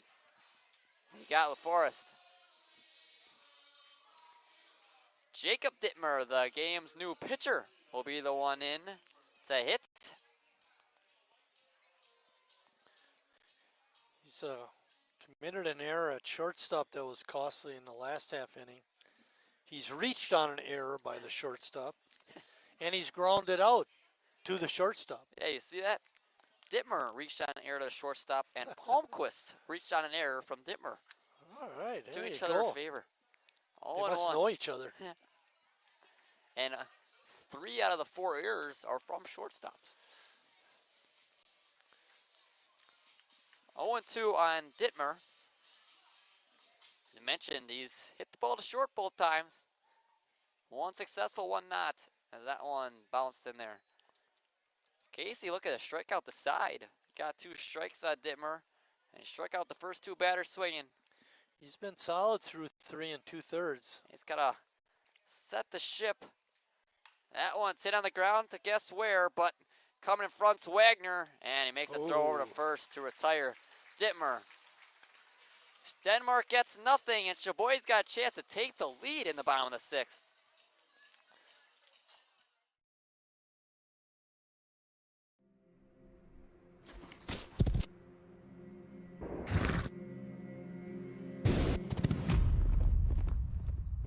Let me tell you a story about a beer rooted in the heart of America, found in a community where a handshake is a sure contract, brewed for those who found opportunity in challenge and hope in tomorrow, raised by generations willing to sip, share, risk, remember. This is a story bigger than beer. This is the story of the American spirit.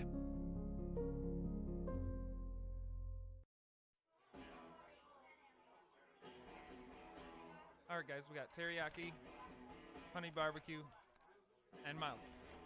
Enjoy.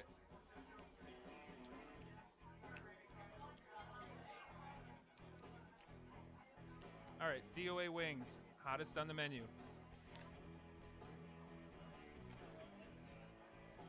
You got a problem?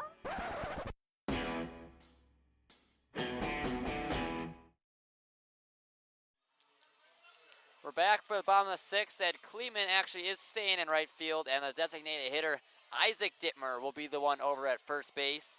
But still, Brennan Miller, the new second baseman, and Luke Miller, the new shortstop. So up the middle of the infield, we got Miller. Yeah, and again, we've talked about this early, in other games, is that when you have to do your switching because you don't have a lot of substitutes, it weakens your defense because you don't have your normal guys in their normal positions. A lot of secondary positions or unknown positions sometimes. Of course, the way the defense was the last half inning, maybe that's a positive for Denmark. Maybe they need to shake things up a little bit. Hudson Wagner will lead it off for Sheboygan, followed by John Hadley and Kyle Casper, but it won't be Hadley. Jimmy Jurgensen is the one standing on deck. Wagner 2-0. Dittmer was able to get out of that fifth. Ground ball from Jacob Neese. That one is a strike, a high strike that time, the Wagner. I was a little surprised that they pulled Plannert right after that double. I thought they might have given him a little more rope to play with. Wagner hits it on the ground to Miller, and over to first. It's not in time. Another unforced error by Denmark. What is going on? A defense that looks so strong at the start of this game has just completely fallen apart. I'm not sure if the error is going to be given to the first baseman, but you take your DH and pull him off the bench to play first base, and all of a sudden he's involved. Bill had it as an E3, so that's what I'm going with. Bill is right again. No, well, yeah, it is hard to believe. Hey, we love you down here. Just stay down there. Jurgensen takes a strike. He gives it up at 1-1. Jurgensen pitch hitting for John Hadley. He comes in today in 220 with 12 RBIs as he hits that one through for a base hit. Wagner will stay at second, and it'll be 2 runners on and nobody out for the A's. Boy, nice ring to the bat on that base hit, huh, Lucas? Yeah, I looked out for a second, I look up and I hear a loud crack.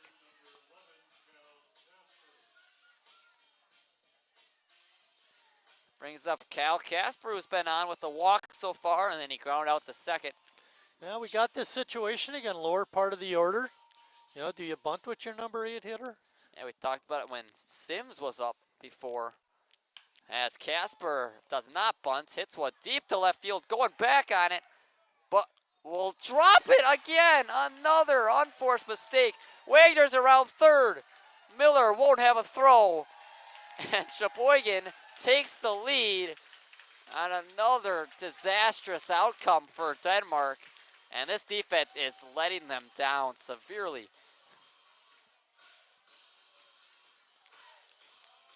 Looked like he had it in his, he certainly was fooled by the fly ball. Had trouble retreating on it, but still got in position. It did look like it was hit all that deep. It kept carrying though. Carry. I mean, he was near the warning track. Off the bat, I thought it was going to be a routine fly ball, and it kind of was. It was just a little deeper than anticipated for Urbanic. But another one scores, as that one's low to Jason Sims, and 4 errors in the last inning and plus now for Denmark. And all of them so far have scored beside the one on right now, obviously, which is Casper. The first 3, Palmquist, Horn, and then Wagner, who all reached an error, scored 3 of the 4 runs. 1-1 to Jason Sims. And that one gets past the catcher And more defensive miscues for Denmark as both runners advance. Going back to the fly ball by Casper, I thought Hudson Wagner did a great job of base running. He went halfway, and then when he read the drop, of course, it was very easy for him to come around and score. Especially the way Urbanic was kind of getting turned around out there. Great job as Sims hits one on the ground, and it's bobbled by the shortstop. That one was more on the ground. Yeah. It's kind of that lip of the grass, but I would call that a bad hop single. that's what I would say. 2 hits on the day for Sims, and it's now 5-3 Sheboygan. But none that have been unplayable in the inning, besides Jurgensen, who had the hard hit single. Alex Ames, the batter. He's 0 for 3, kind of uncharacteristic the way he's been swinging the bat of recent. Sheboygan has really turned this game around, though. 5 runs in the last 2 innings and still no one out in the 6th. Ames fouls it back. A couple of things have happened. You know, obviously the defense by Denmark has just been terrible, but we got very good pitching from Stone. He shut Denmark down after they scored in the first 2 innings, 3 runs, and the hitting has come alive a little bit. Yeah, they're putting the ball in play, which they've done the entire game, but this time they're getting a little bit more lucky outcomes ever since Yes. the 5th inning. They have yet to strike out, and we're into the 6th inning now. 1-1 on Alex Ames. The throw back to second. Maybe a better throw would have been a close play. Throws a little high by Dittmer. Almost another error. Mentioned 4 of them from Denmark, and 3 of them have scored. The man on second reached on an error. That one's fouled back by Ames. Dittmer showing a pretty good fastball there. Reached back for that one. Good job of hanging in there by Ames. Count is 1-2 on Alex Ames. One of the hottest hitters in this A's lineup. Average up to 311 coming into today. Pitch is in the air, foul territory, but out of play. And into the Denmark bullpen. So, thinking back at the errors, which one to you seems like the most surprising, let's say? Definitely Kleeman's and right. It had to have been. I was thinking the same thing. I mean, that was an end of the inning, another 0 for Sheboygan, or they would have gotten the 1 from Ames. You know, the one out in left field, you know, he kind of got turned around. The one to Kleeman, he just ran over. And also Sims' double to Kleeman was catchable. It was a hit, but it was catchable. Took a bad angle. Yeah. 2-2 to Ames. That one lined over the head of the shortstop Miller. Coming around is Wagner. He'll score. That was Cal Casper, excuse me, who comes in and scores. 6-3 Sheboygan. And now all 4 errors have scored so far for the A's. And it's a 3-run cushion. And Ames gets his first hit of the day. I don't know if you noticed the throw-in. The throw-in went to third. Usually what you do is you throw it at the pitcher's mound. There's supposed to be a cutoff man there. And the catcher lets him know whether to cut it off or leave it come through. But as soon as the throw went to third, you knew the guy, Casper, was going to score from second. Casper scored easily. In a way, another defensive miscue. Right off the glove. It's been so close to just... The A's have got 6 runs. 3 in the 5th and now 3 in the 6th. And very few of them have been certain. Yeah. Off the glove, off the lip of the grass, off the glove and set left of Urbanic, off the glove of Kleeman and right. Dittmer had an error at short. As Palmquist pops up another one. Oh, it's caught by Dittmer. That felt like the way this game had been going. Nick Tenney will pinch hit for Braden Horn. with the one out in the inning. And A's looking to add out some more insurance. Tim's starting to get his substitutes in there. Tenney played last night. He started and played left. Tenney's been going well up recently, as they average up to 245. Takes that first pitch for a strike.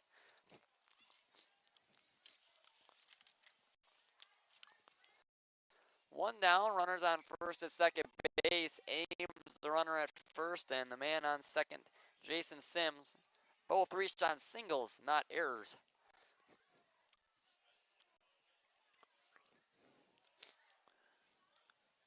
On 1 to Tenney is low. We need to get some more runs. Only one out. We should be able to do that. Tenney has a double and a home run.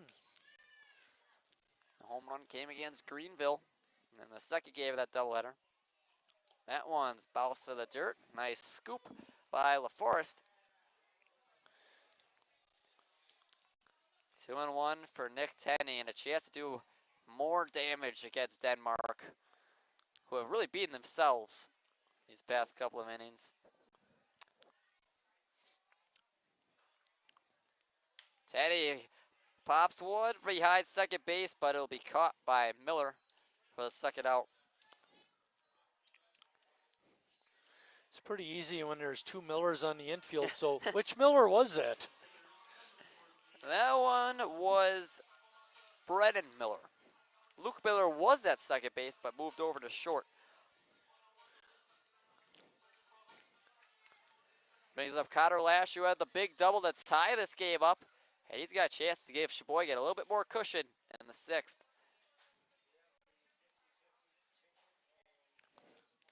Good speed at second, and Jason Sims. And first, Ames is really fast. Yeah, right. And they'll both be going on contact with 2 outs, so anything in the gap will for sure score both of them. Lash has 2 hits on the night. One of them is a double.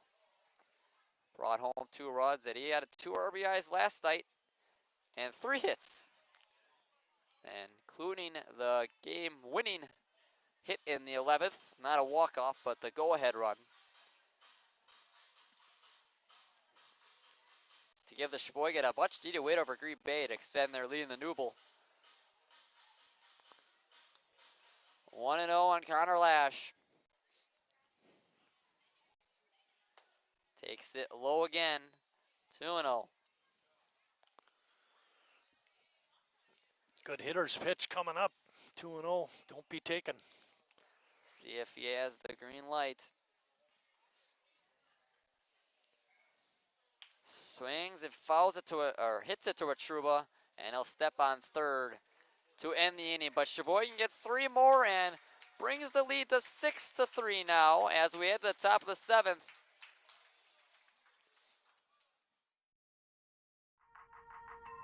The estimated hold time is now less than 96 minutes.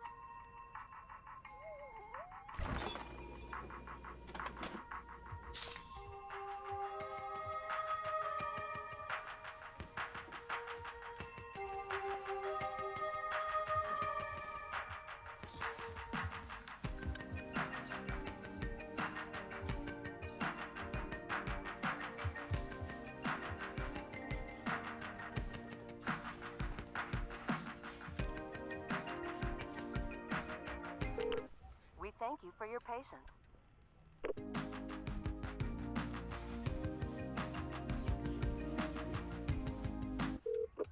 Sorry, are you still there? Yes. Okay, please hold.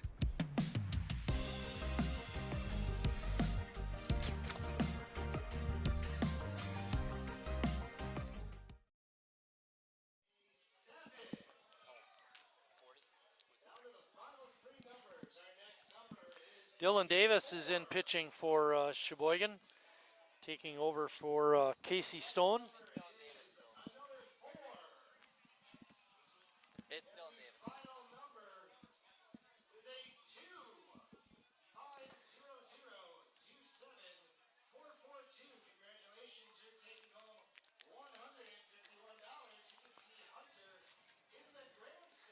Davis will face the 1-2-3 part of this Denmark order.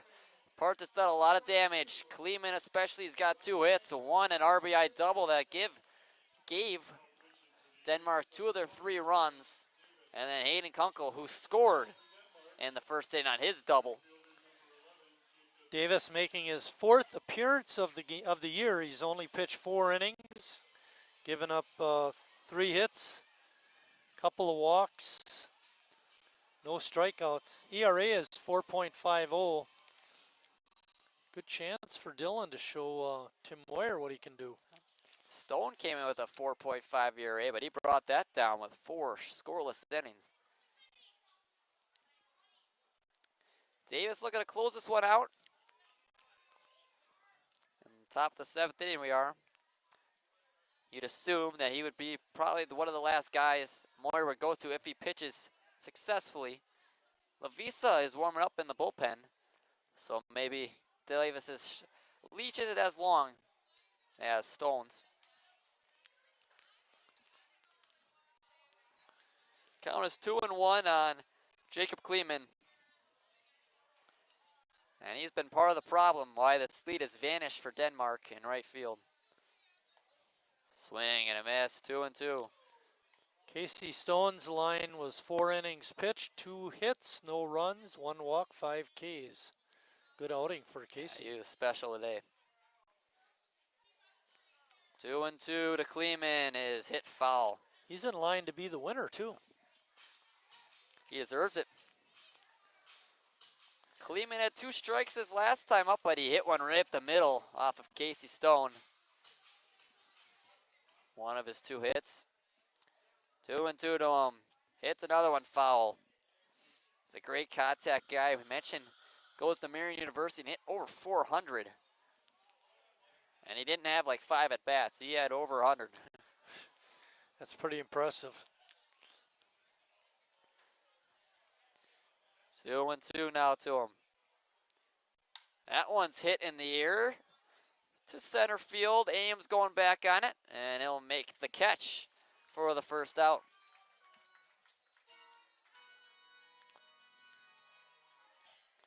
Bring up Brennan Miller, the new second baseman, after he started the game at first.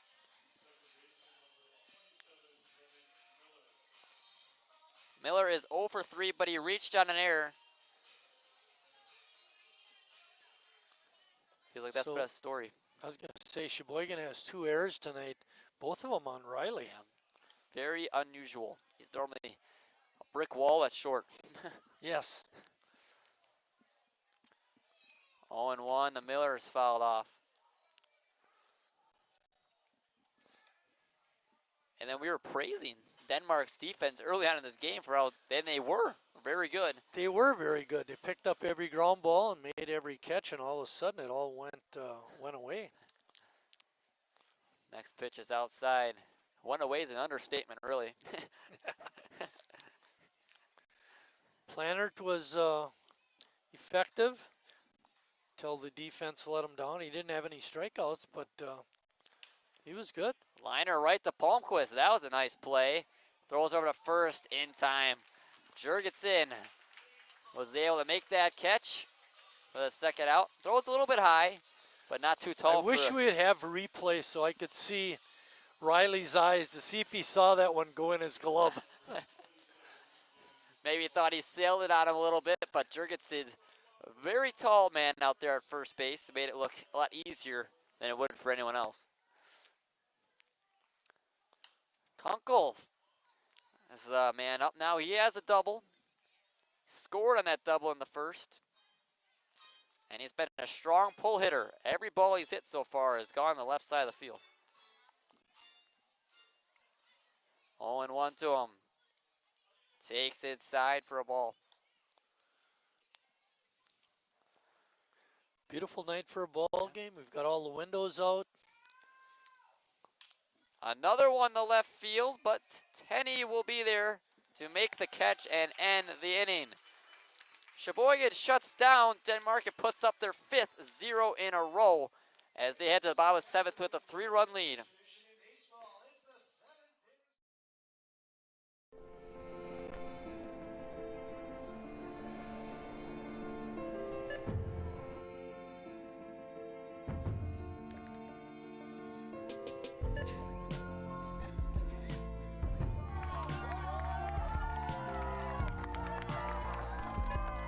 Whenever you shop Meijer, you help support programs like Boys and Girls Clubs and Girls Who Code that show kids they can dream anything and do even more.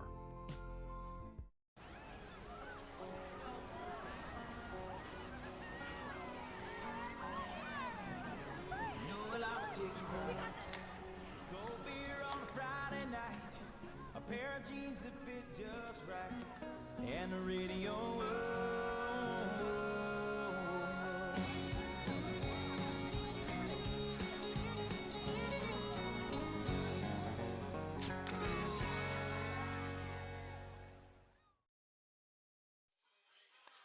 The Sheboygan A's golf outing will be August 17th at Town and Country. You can sign up on the Sheboygan A's website. I got our foursome signed up. Oh, do ya? We got the early bird special. If you, the longer you wait, the more you got to pay. So we got it in early. But it's a great event, Lucas. I don't know if they have in the past had the interns help. The last couple of years they haven't. But you ought to get your dad involved, your brother. I'm not the best golfer in the world. That's all right. You can chip in the money. Yeah, that way. Have you ever won it, Marty? Are you kidding? Thought I'd ask. Our goal is to try and at least get par or maybe 1 or 2 under. For scramble? And yes. And the people that win it, they're like 16, 17 under. I mean, it's just ridiculous. I'm not saying they cheat, but they could. We're not that skilled. But we have a good time. Maybe this is the year. Bobby Emig, Mike Keekley, Joe Gulig, and myself. We're all 60. Matter of fact, our team name is the 68ers because we all graduated in 68. Pitch is in there for a strike to Deese. Went golfing Wednesday. Riverdale? No, we went to the berms at Town and Country. Oh, okay. Getting ready for the tournament. Oh, yeah. Get a feel for the course. Oh. As Deese strikes out swinging to lead off the bottom of the 7th for Sheboygan. Deese was the only man who didn't hit in that 6th inning. So do you think somebody on the bench is going to tell Jacob, you know, we're in the 7th inning and you're the first strikeout, Jacob? Yeah. I hope someone said it. Now, maybe they don't even know. Maybe they don't know. I kind of think they don't know. Yeah. Maybe Carlin will tell them. Yeah, I think she should.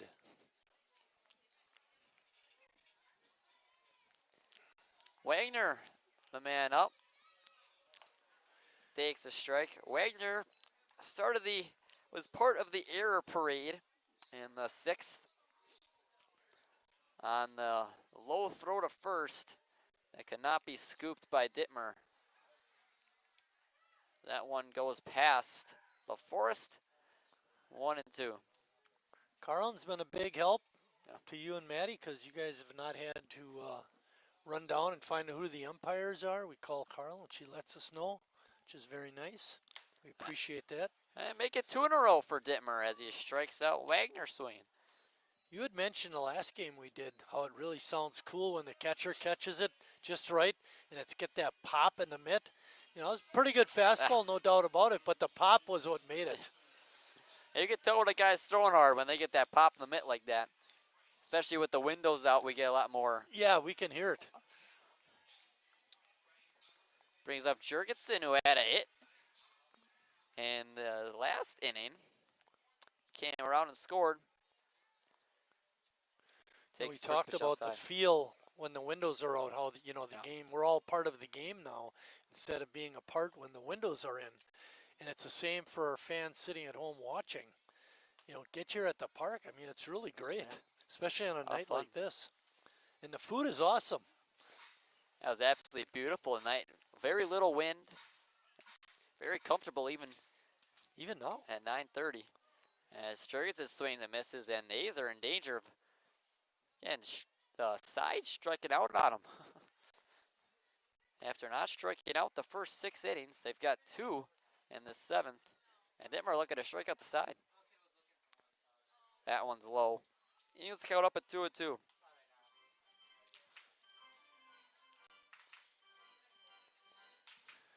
Dittmer has given up 3 hits in his 2 innings so far. That one But outside. he deserved a little better too with Yeah. the defense letting him down also. That's been the case for both him and Planner. Full count pitch to Jurgensen. Hit foul and out of play. Sheboygan leads the hit parade, 9 hits to Denmark 7. Yeah, it was 7-2 at a time in this game, and that's moved to 9-7. 5 zeros in a row put up by the Sheboygan pitching staff. And they've scored 6 as that pitch hits Jurgensen. Tough way to take a ball 4. Again, hit by a pitch. But Jurgensen will be on first regardless. Brings up Cal Casper.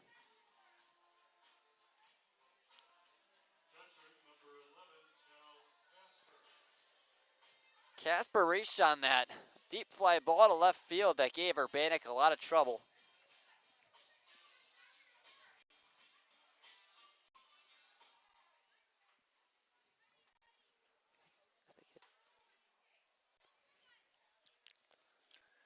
Maybe Jimmy won't be stealing now. He got hit in the leg. Haven't seen him run yet. 1-0 pitch is swung on and missed by Cal Casper. We've seen some guys that we don't normally see go today. We saw Lash and Hadley both try and steal a bag. Hadley was successful. Lash was not. Feel bad for Casper because at the last time up he hit that deep fly ball to the left. And we had to give the guy an error. I mean, he had it in his glove. He hit the ball really well. Yeah, it kept carrying even with the very little wind. That was all the way out to the warning track as Casper takes a strike, 2-2. Good breaking ball that time from Dittmer. Yeah, good call. We haven't seen that a whole lot from Jacob Dittmer. Yeah, Planner threw a lot more breaking balls. Dittmer more so the fastball. That one's low. Runs the count full on Cal Casper. Man on deck, Jason Sims had 2 hits on the year coming in. 2 hits today. You know, the game's not over. We still got to shut them down for 2 more innings. So a couple more runs would be real nice.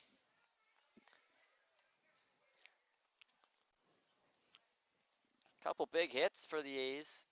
The biggest one, of course, is Connor Lash's double. That one's taken for a ball. And 2 runners on via hit by pitch and a walk for Sheboygan to bring up Jason Sims.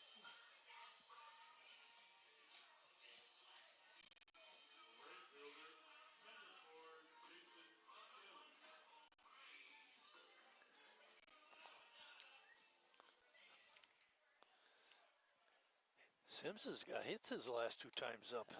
Triple and a single. He just needs a homer and a double. 0-1 to him. 2 men out in the inning. The runner on second, Jimmy Jurgensen. The runner on first is Cal Casper. Pitch is outside. Evens the count up at 1-1 on Sims. Sims came around and scored on the triple. That was on the Ames ground out to second. That started that rally in the 5th for the A's. As Sims lines one right to Miller, and he bobbles it, but he'll have enough time to throw over first to retire Sims. A's don't get anything in the 7th, but they still remain up 6-3 as we head to the 8th.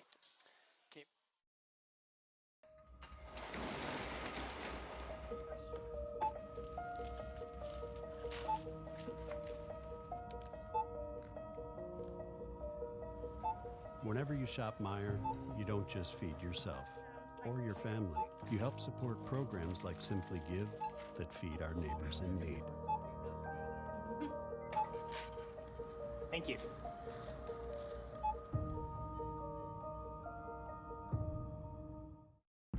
I grew up working in my family's supper clubs. This is where it started with us as far as the fish that we serve at Culver's today. We source the finest cod and batter each fillet by hand and always cook it to order. That beautiful golden brown color and flaky on the inside. The fish fry is a Midwest tradition. It's about families coming together. I love bringing this tradition to guests everywhere. Mom and Dad would be proud. Welcome to Delicious.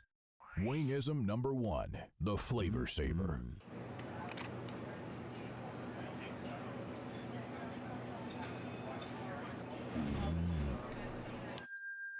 Legend Larry's, the definition of flavor.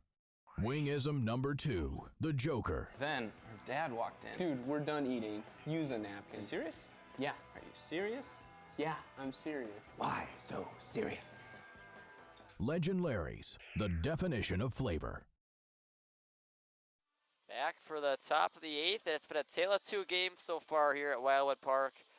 The Denmark dominated the first 4 innings, and then the A's have shifted the momentum and then some in the 5th and 6th, scoring 6 runs on 4 Denmark errors to take the lead 6-3. And Dylan Davis still on the mound looking to close this one out. He'll see 4, 5, and 6, Urbanik, Wartruba, and Dittmer. First pitch in there on Urbanik.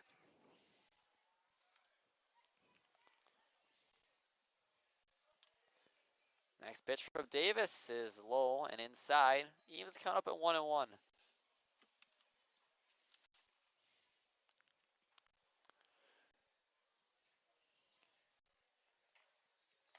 Way inside that time on Urbanik. Davis, a big guy, goes 6'4", 190 from Random Lake. Went to Marion. That one hits softly in right center field. It's going to drop for a base hit. The first hit since the 4th inning for Denmark. But yet they have 8 in the game. Leadoff single that time from Urbanik. This is why I like us to have a few more runs. Yeah, 3 doesn't seem like enough the way this game has gone. And Rotruba's been a tough hitter tonight, getting on all 3 times. 2 hits and a walk. Hits that one foul. Lefty on lefty matchup. We'll see how Rotruba handles it. A's have sent out 2 lefties so far. Vanek, the starter, and then now Davis.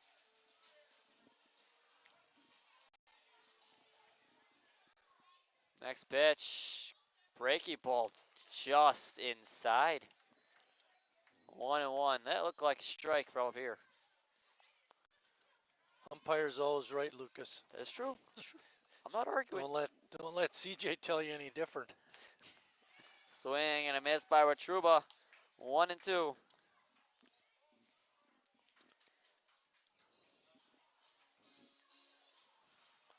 Truba's been a solid defensive player at third base. He has. Soft again in the right center field. Coming in as Ames makes the catch.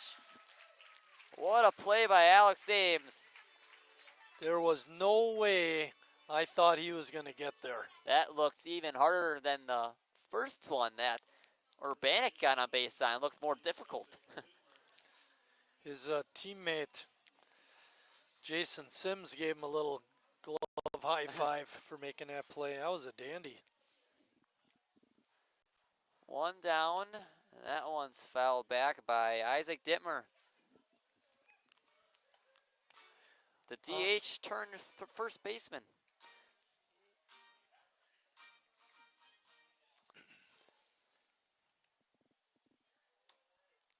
Oh, and 2. Did you use batting gloves when you were hitting back in the day? No? No. You and Isaac Dittmer have some in common. They weren't, well, yeah, you're talking that's why I was 50 years asking. ago, batting gloves weren't a thing then. Not at all? No, not that I remember, no. The closest thing to something like that would be sometimes a catcher would wear a glove that had some padding. Okay. You know, so he wouldn't hurt his hand so much. That one hit on the ground, the third. Wagner to second, 1. Over to first, in time, double play. 5, 4, 3, and the A's get out of the inning. It remains 6-3 as we head to the bottom of the 8th.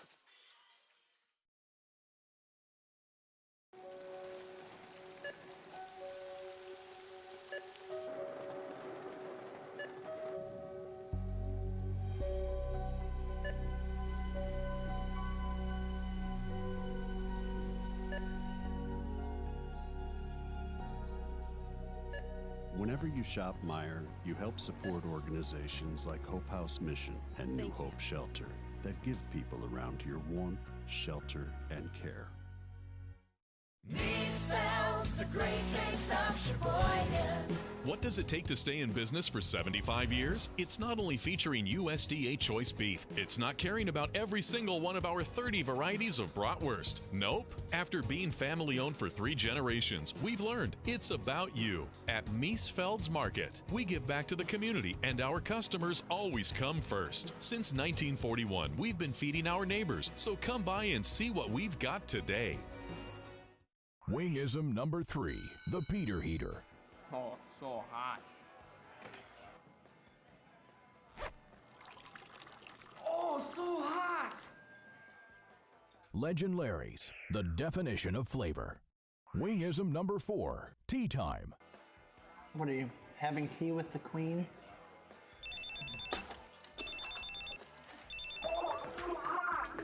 Hello. Nice. Legend Larry's, the definition of flavor.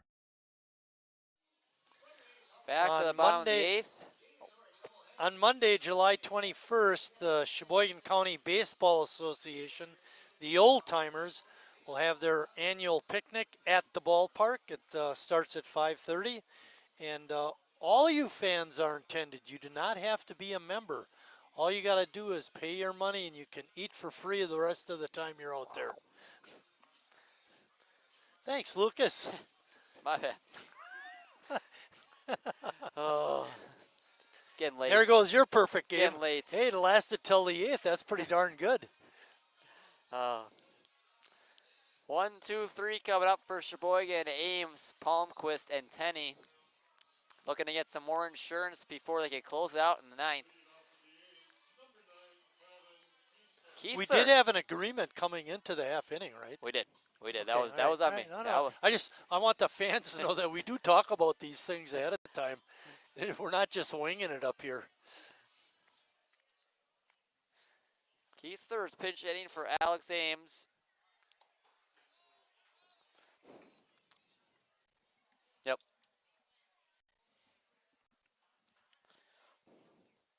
Keesler comes into this game in 3:02.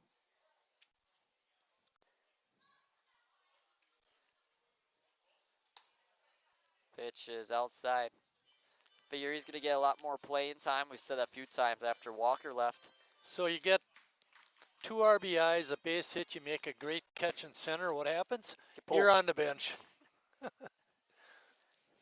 Ames has been really good for Sheboygan. He's turned himself into a really solid leadoff hitter. Almost every day he's become that leadoff hitter. When he used to find himself hitting 8th or 9th earlier in the year. And I was talking to him today, and I said, "You've really seen the ball well. Do you change something, or is it just a matter of time?"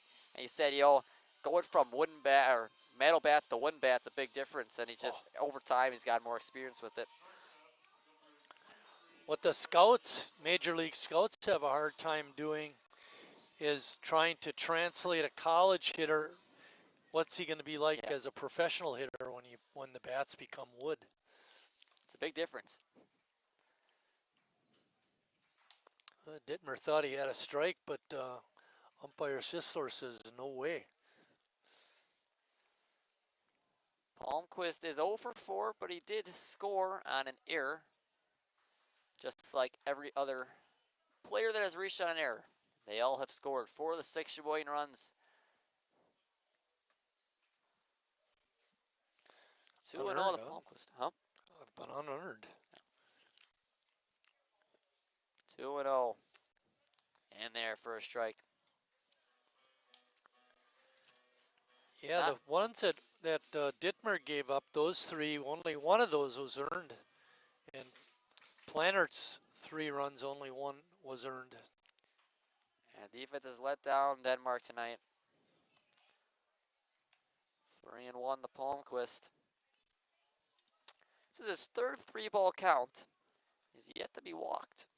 2 of them, 2 previous, were 3-0. You know, given the information you gave us at the beginning of the game regarding playing other Newbold teams, they've proven to be very formidable, Denmark, but Their defense has let them down tonight. Without those errors, and if Kleeman could have run down, again, that's asking a lot, but if Kleeman could have run down that one on Sims, the A's could be getting shut out right now, very easily. Looks like number 3 is coming into pitch.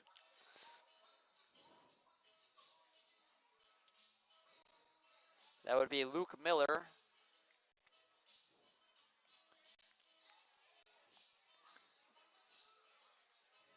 And that looks to be the case. Luke Miller will take the mound for Denmark, their third pitcher of the night. Trying to keep this lead where it is.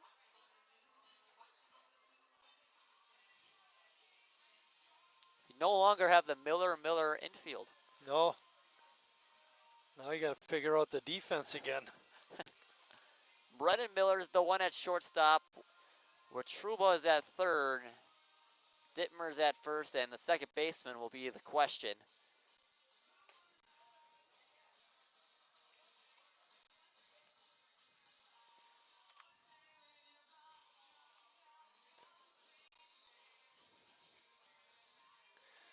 So Jacob Dittmer goes 2 1/3. Lucas, he gives up 3 hits, 3 walks. That's what got him out of the game now.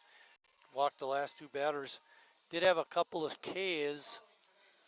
And as far as the runs given up, we've got to wait to see what happens. Yeah, these 2 would be earned. Unlike, a little bit of trouble from his defense that gave up the other runs. These ones are both on him. Palmquist is sitting on the bag right now. Helmet off. Looks comfortable.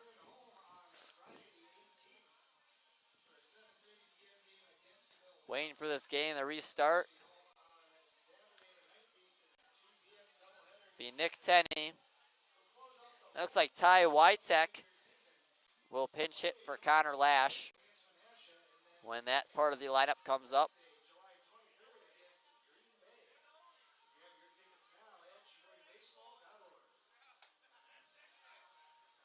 Nolan Stand also taking some swings.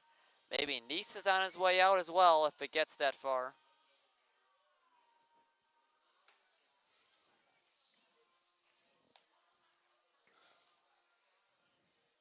Miller looks ready to go almost. Couple final talks with LaForest. Tenney came in, popped out to second base. Pinch hit for Braden Horn in the 6th inning.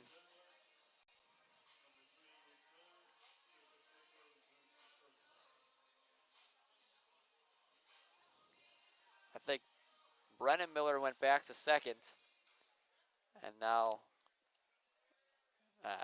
Dittmer, I think, set short, the pitcher. As Tenney pops up, foul. Ooh. Another roof shot, 2 of them today. Wow, I think that was the loudest one of the year. Probably helped that it was right by the door.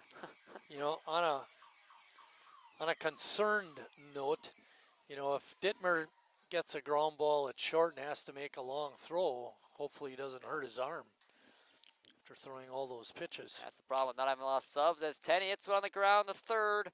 Throw a second, Miller, and that's all they'll get. Runners on the corners for Sheboygan. Just 1 out for Ty Witek.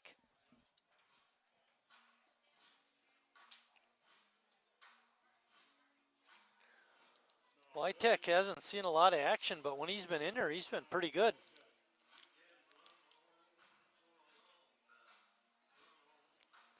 Yeah, with the way that Connor Lash has played in his time, catcher, and Casper's defensively, it's been tough for Witek to get consistent at bats. This is Ty's 17th game of the year. The team is a 33rd game of the year for us, 32nd game of the year for us tonight. 1-0 to Witek. Does have a couple of doubles. He does also have a 0 ERA in his 1 inning pitched. That's It's right. that one on the ground, but Truba bobbles, and a run will score. Looked like Watruba wanted to go home.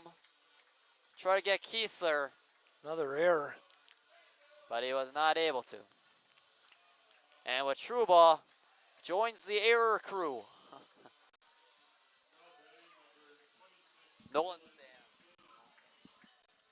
Nolan Sand up now for Nice. Sand having a really hot start to the year, 500 batting average. 2 at bats. Well, Sand is batting for Nice. Bunts it to the pitcher Miller, and he'll throw him out at first. But 2 more men in scoring position for Sheboygan. For Hudson Wagner.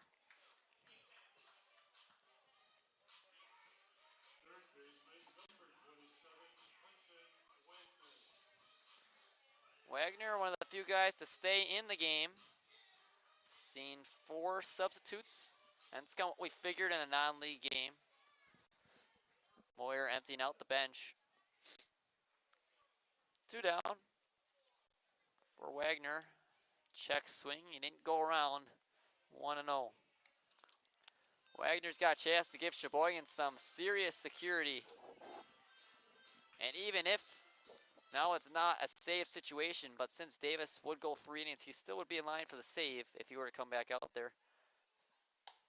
Takes that pitch high.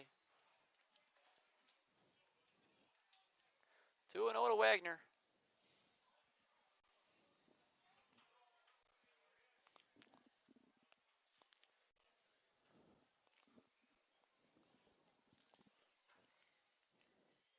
Another one, and gets past the catcher. LaForest coming home. Not in time. Tenney scores easily, and now rounding third and on his way home. And in there, Ty Witek. 2 runners score on a pass ball. And what has happened? Denmark has just fallen apart. You know, actually that last run that scored, that's on an E2. Because when he threw the ball back, he threw it wide of his pitcher, which allowed the second run to come across. So the error parade continues for them. 6 errors for Denmark, all coming 5th inning or later. And another 3 spot for Sheboygan. It's their 3rd one. And now Wagner's got no one on base, and he'll just take a walk.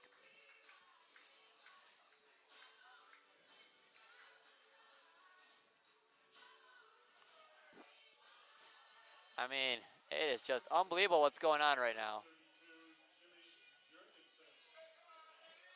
In absolute control of this game going into the 5th inning. And it is all falling apart for Devils Bears. Unbelievable. Jurgensen hits one foul off the netting. Just goes back to the old saying, when you go to the ballpark, you never know what you're going to see. That and then some tonight. You know, Denmark, those first 3 or 4 innings looked like a superb ball club.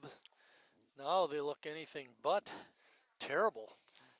And you'd have to wonder how many guys they have here for a non-league game. You know, we mentioned the 2 guys are at the All-Star game.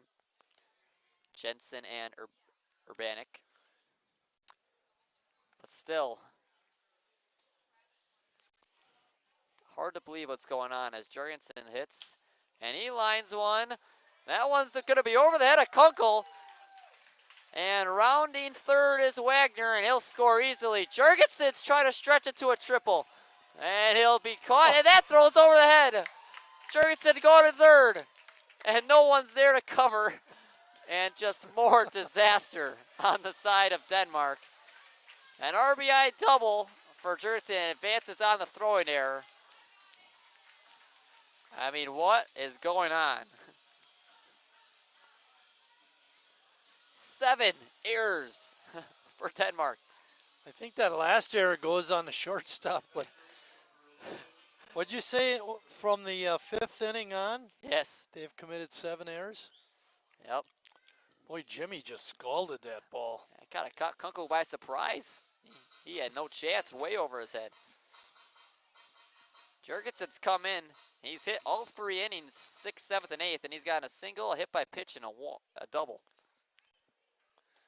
Casper takes strike 2. I was watching Jimmy when he rounded first, and you could just tell the way he was running, I'm going to get a triple. And then he got caught between second and third. Yeah, he would have been out by a mile. Yeah, for sure. And that, people, is why we say when, like, Jimmy or Harry are on first, I think it's going to take more than a double to score them from there. 0-2 on Cal Casper. Jurgensen's at third. Check swing, and he didn't go around. 1-2.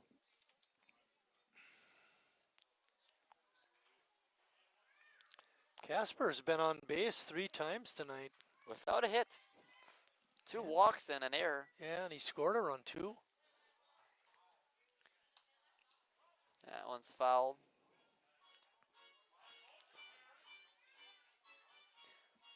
5 of the 7 errors have scored for Sheboygan. If you count the 6th error, technically scored on the wild throw by the pitcher. Jurgensen is the 7th. He stands at third. And it's a 1-2 count to Cal Casper. Takes it outside, and you're talking about 3 runs didn't feel like enough. You'd hope 7's enough. Yeah. 7-run lead in the bottom of the 8th. It better be enough. 2-2 to Cal Casper, looking to extend this lead even further. Fouls off the catcher. Forrest's going to need a second.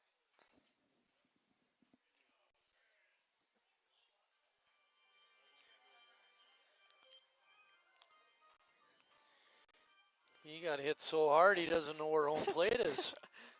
Thought it was at first base.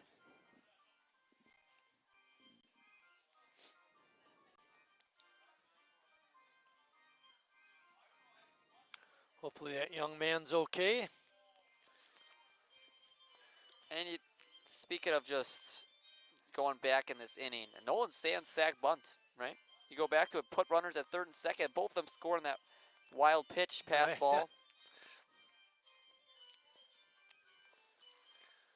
It's been a cornucopia of errors and ways to score that you would never think of.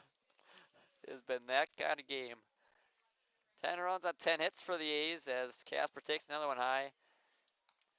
Just look at the line score. 3, 8, and 7, and that's not left on base, that's errors. And 10, 10, and 2 They for might Sheboygan. have more errors than they do left on base. What do you got down there, Bill? 6 left on base and 7 errors.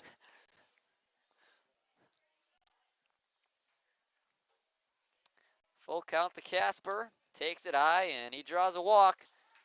Brings up Jason Sims, who's hit the ball hard his last 3 times up. And he's got 2 hits to show for it. He's the last man to hit in the inning. This lead has ballooned in this 8th inning to 7.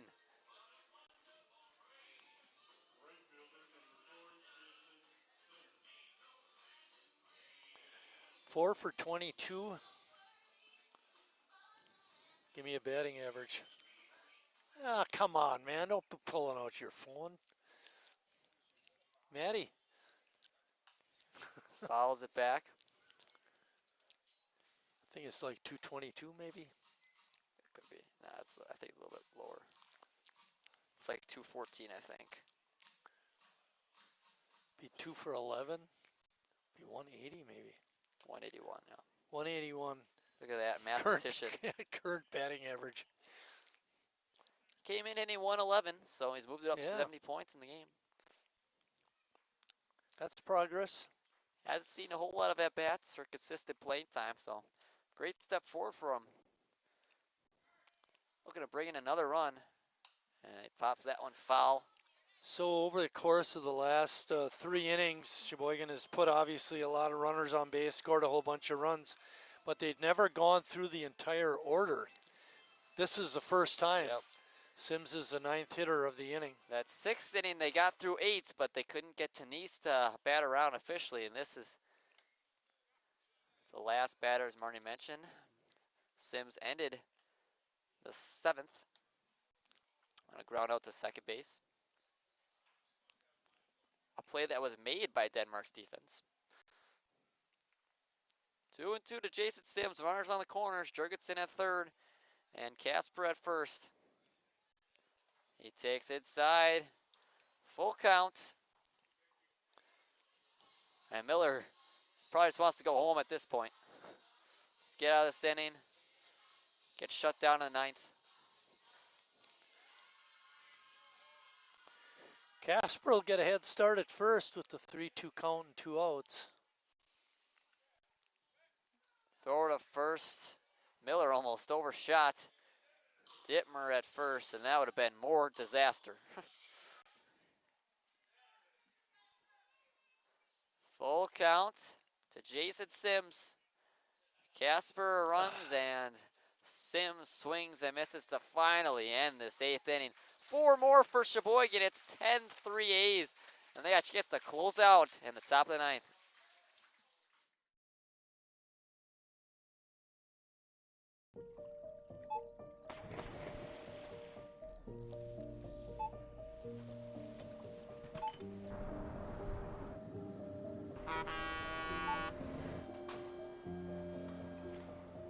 Whenever you shop Meijer, you shop for more than yourself.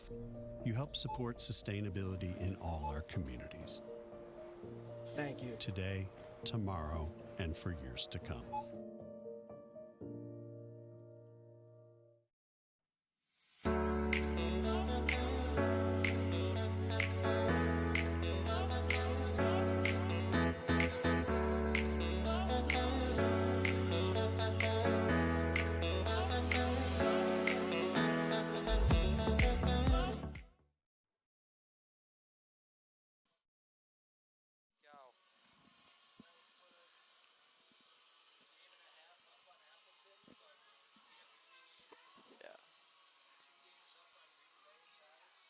Top of the 9th inning. Bryce Lavisa, the man on the mound for Sheboygan, and news coming in, Green Bay lost again. This time to Greenville Stars, who were at 2-9 coming in. And Appleton losing to Menasha too. Yeah, Menasha's had a real tough year, and that's a couple of big losses for the A's. You know, it helped their position, solidify their position. Appleton games in isn't quite over yet. They're down to Menasha. That pushed that lead to 1.5 games in the Newville for Sheboygan. Dylan Davis with a good outing, Yes. Lucas. 2 innings, only gave up 1 hit. No walks, strikeouts, or runs. Poor guy. Got to go one more inning. Could have got a save. Yeah, exactly. You know, but we were talking after that second inning where Sheboygan went down without anything, and it was 3-0 Denmark. And we're saying, well, you got to score runs, but you also got to hold them. And they've held in the last 6 innings. All zeros for Denmark. And look at that close out. I was going to say the holding them is almost, in a way, more impressive than the 10 runs, simply because so much was given to us by their lack of good defense. The A's have 10 hits, but don't be fooled. They got a lot given to them by that Denmark defense. This obviously is a high watermark for us this season, seeing 7 errors by a team and then 9 by 2 teams. Yep. Sheboygan had 2-0 lead in the error count early on, but it is flipped and then some. Nearly quadrupling their total as 7-2 stands the current total. Lavisa making only his 3rd appearance. And we saw him start a couple Yeah, games ago. he had a start a while back. He's only gone 6 2/3 innings. ERA is good, 2.70, and has a 1-0 record. And he's got an 0-2 count on. And he called strike 3, and Luke Miller strikes out.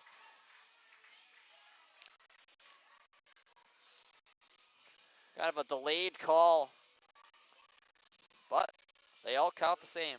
Yeah. Casey Stone will get, provided we hang on, Casey Stone will get credit for the win. Pitched a really good 4 innings when we needed to bridge that early part of the game and get us through the middle part. And Dittmer pick up the loss. Yeah, tough go of things, more so on his defense than on him. Same thing for Plannert, who was really special. Looked like the Ace weren't going to get anything off him. Well, his defense was his downfall. You had said nobody had scored any runs off him, earned or unearned. So we were able to get both kinds off of them. 3 of them. 3, and 2 were unearned and 1 was earned. Pitch is high. LaForest, who's 0 for 3 with a pop out to the pitcher and 2 strikeouts. He also got a ball hit hard off of him in the previous inning. Yeah, it had a sting. Definitely. Pitch is just outside. Leviso is looking for back-to-back cold strike 3s. He's got a full count now on LaForest. The 8-hole hitter today. And timeout called by Eben. Yeah, another big guy, Leviso, 6'4". He goes 210. Also a Marion University alum. A swing and a miss from LaForest for the second out. If Kleeman were to get up, it'd be Marion versus Marion. I hope he doesn't get up, but if he were to.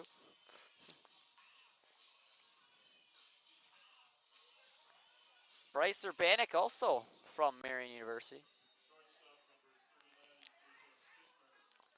Jacob Dittmer, we were talking about him. He's in line for the loss right now. And he's got a chance to delay it a little longer. Hits that one to third. Nice play by Wagner over to first. It's up the line. The tag is not made. And Dittmer will reach with an infield hit. I would say hit, yeah. Hey, CJ, how much was the 50-50?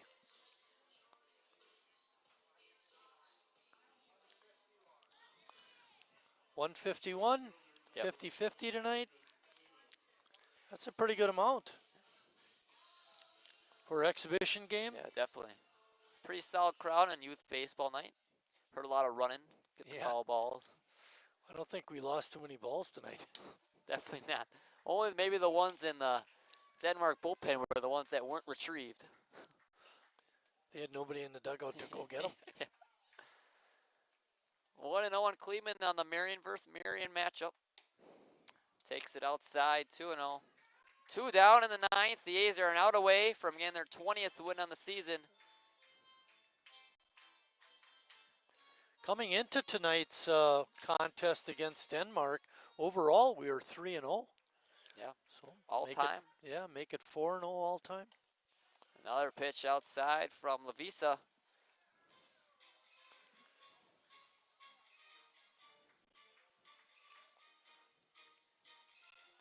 Three and 0 now on Kleeman. He's 2 for 4, the double and a single. Pitch is in there for a strike. It's not Kleeman. It's not Kleeman. Pinch hitter for Denmark.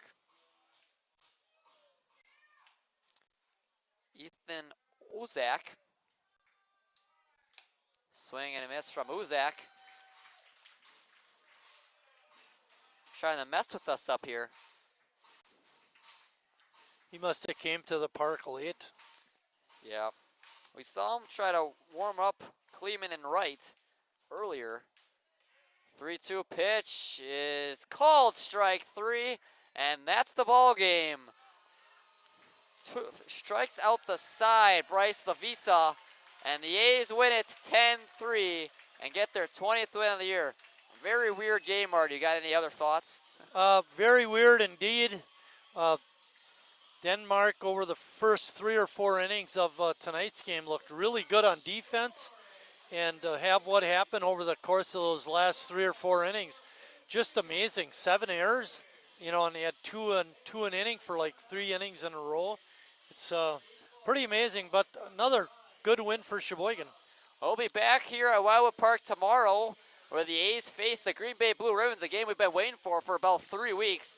And with their loss tonight and Appleton losing, Sheboygan might extend their lead to a game and a half in the New Bowl. Chance to try to put it away and win that conference.